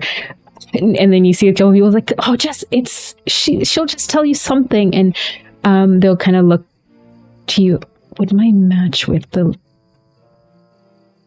Lady Alvine be successful?" Oh. And what do you think Odette says? Oh. Odette. I can tell you what your vision says, or you can make it up if you want. I want to hear what the vision is first. You tapped in and activated your powers. Usually visions come to you. So Yeah. you doing this is remarkable, and you did a really good number. So I'm going to say this. You see the wedding. You see it looks beautiful. You see a happy face and a happy couple. And that's as far as it goes. Okay. She is gonna give this big smile, trying to put as much like as she can convey behind it, you know, that it's a good thing, you know, like it's not a bad thing, to reassure them at first. Your wedding is going to be beautiful. And you're going to be very happy with it. That's a wedding. And everyone kind of takes that as, we're going to have a wedding. The Lord, like, stands up and just looks over and just, "Thank you. That was so kind of you." And to you and to your grandmother. Dinner is starting to serve, so they like sit away from you, and your grandmother says, "Oh, good job there." I see how you worded that. Was brilliant. And they have clocked your use of words very well, and they just give a little wink to you.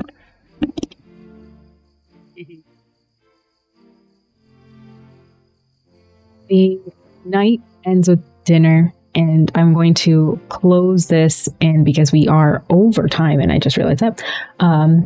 Way overtime. You both meet together, eat, but as the night kind of wanes, your family members, your parents meet, give kisses on cheeks. They give soft bows to each other and say their goodbyes. Is there anything that you want to say to each other as it closes? I definitely want to go over to his family. Like, I'm gonna be like, tell my mom that I'm gonna go say goodbye and like say whatever I need to before we're departed from each other again. Don't say that. It's too real. It's too real. She's definitely gonna give a little like thumbs up to her mom as she like jogs off in the direction of the bowing. The bowing.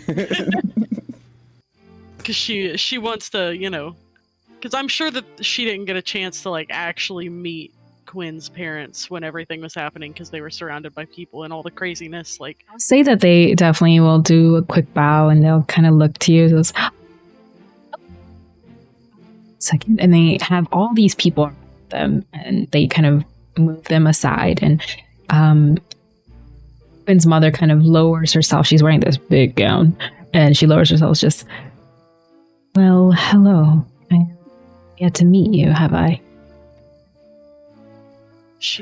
Odette is going to do a very pronounced curtsy, you know, as much as she can pull out of being in air, and be like, I'm very, very pleased to meet you, Your Highness. I'm one of your daughter's friends.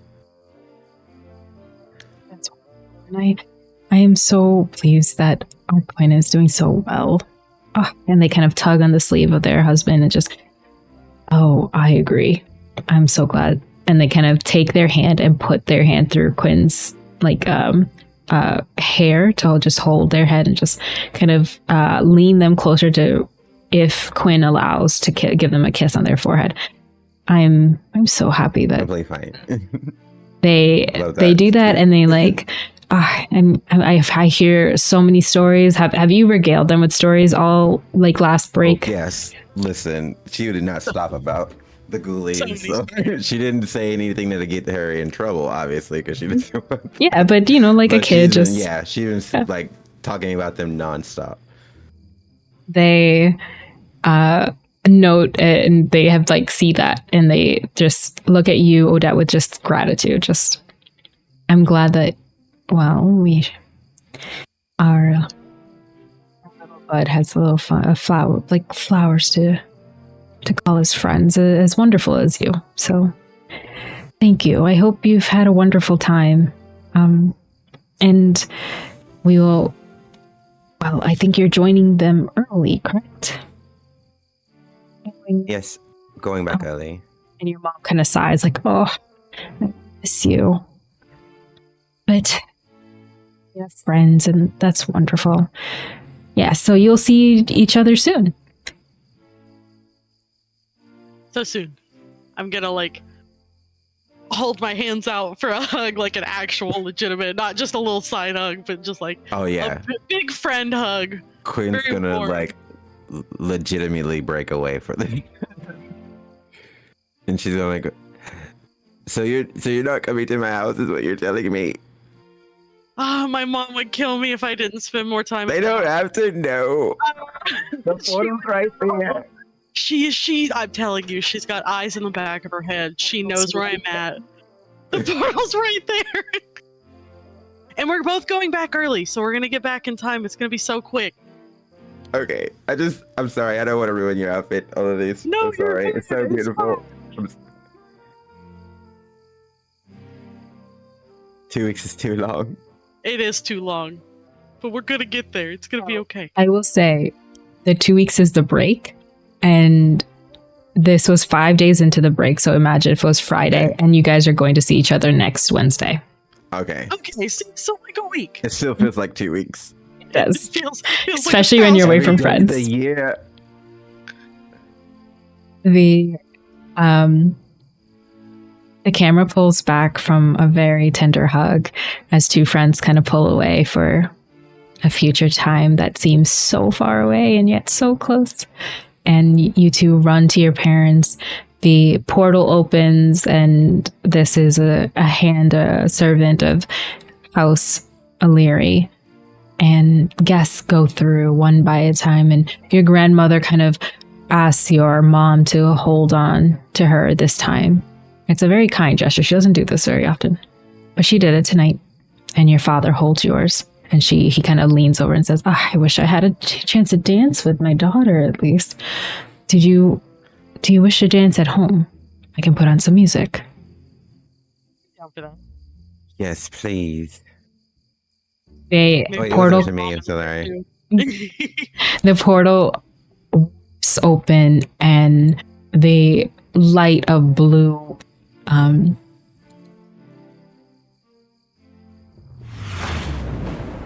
surrounds you, and the warmth of your home embraces you.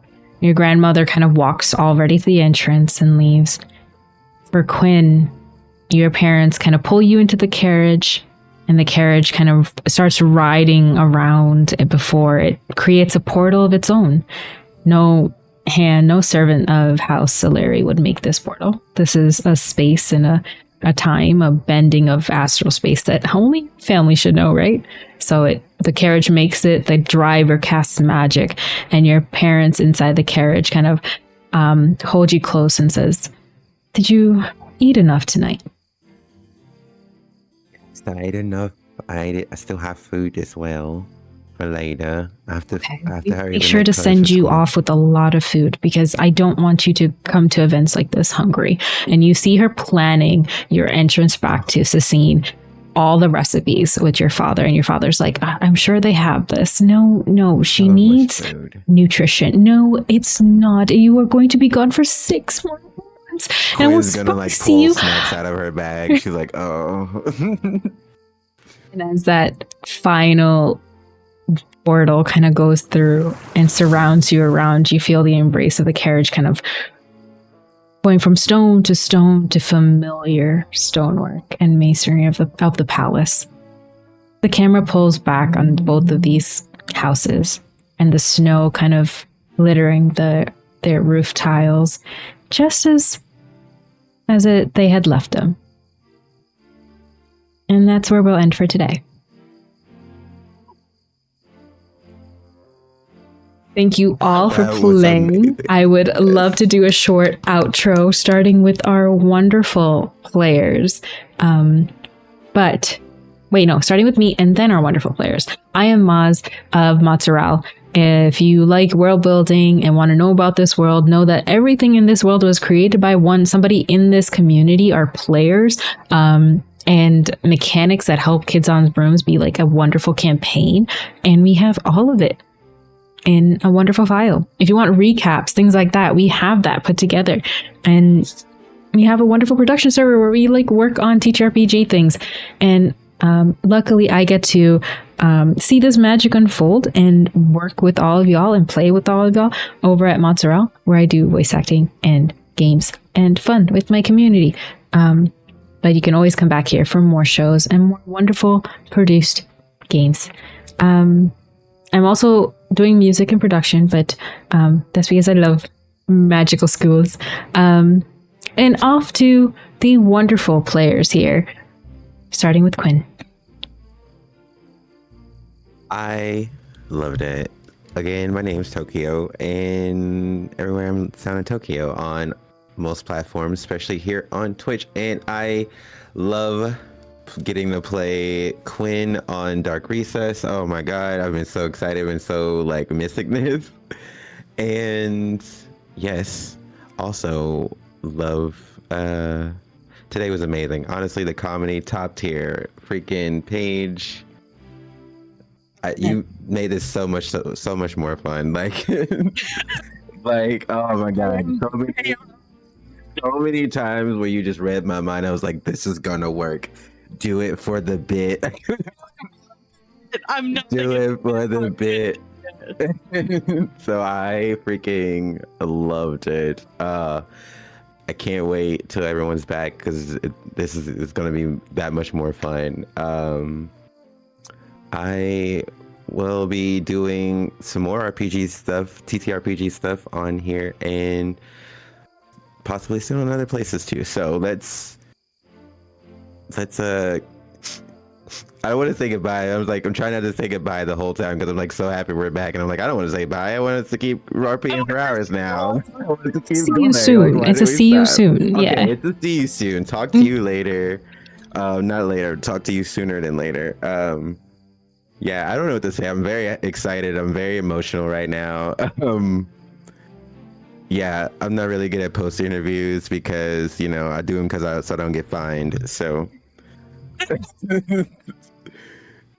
Paige, passing it off to Paige. What? Once again, I'm Paige. It's my own dad. Hey Paige, WTF on everything. It's a lot of fun to get back in. I like the energy that comes into every game as it gets more and more as each of us get more into our characters and such.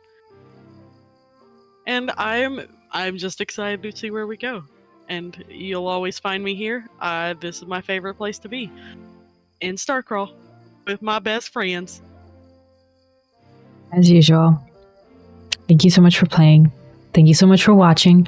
I'm going to start a raid to the wonderful Queer and Spears. They are raising money for an incredible organization, and they have an awesome game, and they're all one of the players is in our Blades in the Darks campaign, so I want to go and hang out. So feel free to chill with us, hang with us, follow us everywhere if you want to know updates, and if you want to know bonus content, you can support us over at Patreon. We do cool things like, hey, by the way, is there a Quinn playlist? There is. Do you want to see GM notes? Oh my god, there is. Do you want to see behind the scenes stuff, like recorded stuff, like with players that like have really funny moments? Oh my god, Patreon. All of that goes to supporting our members and our players, character art, stuff like that.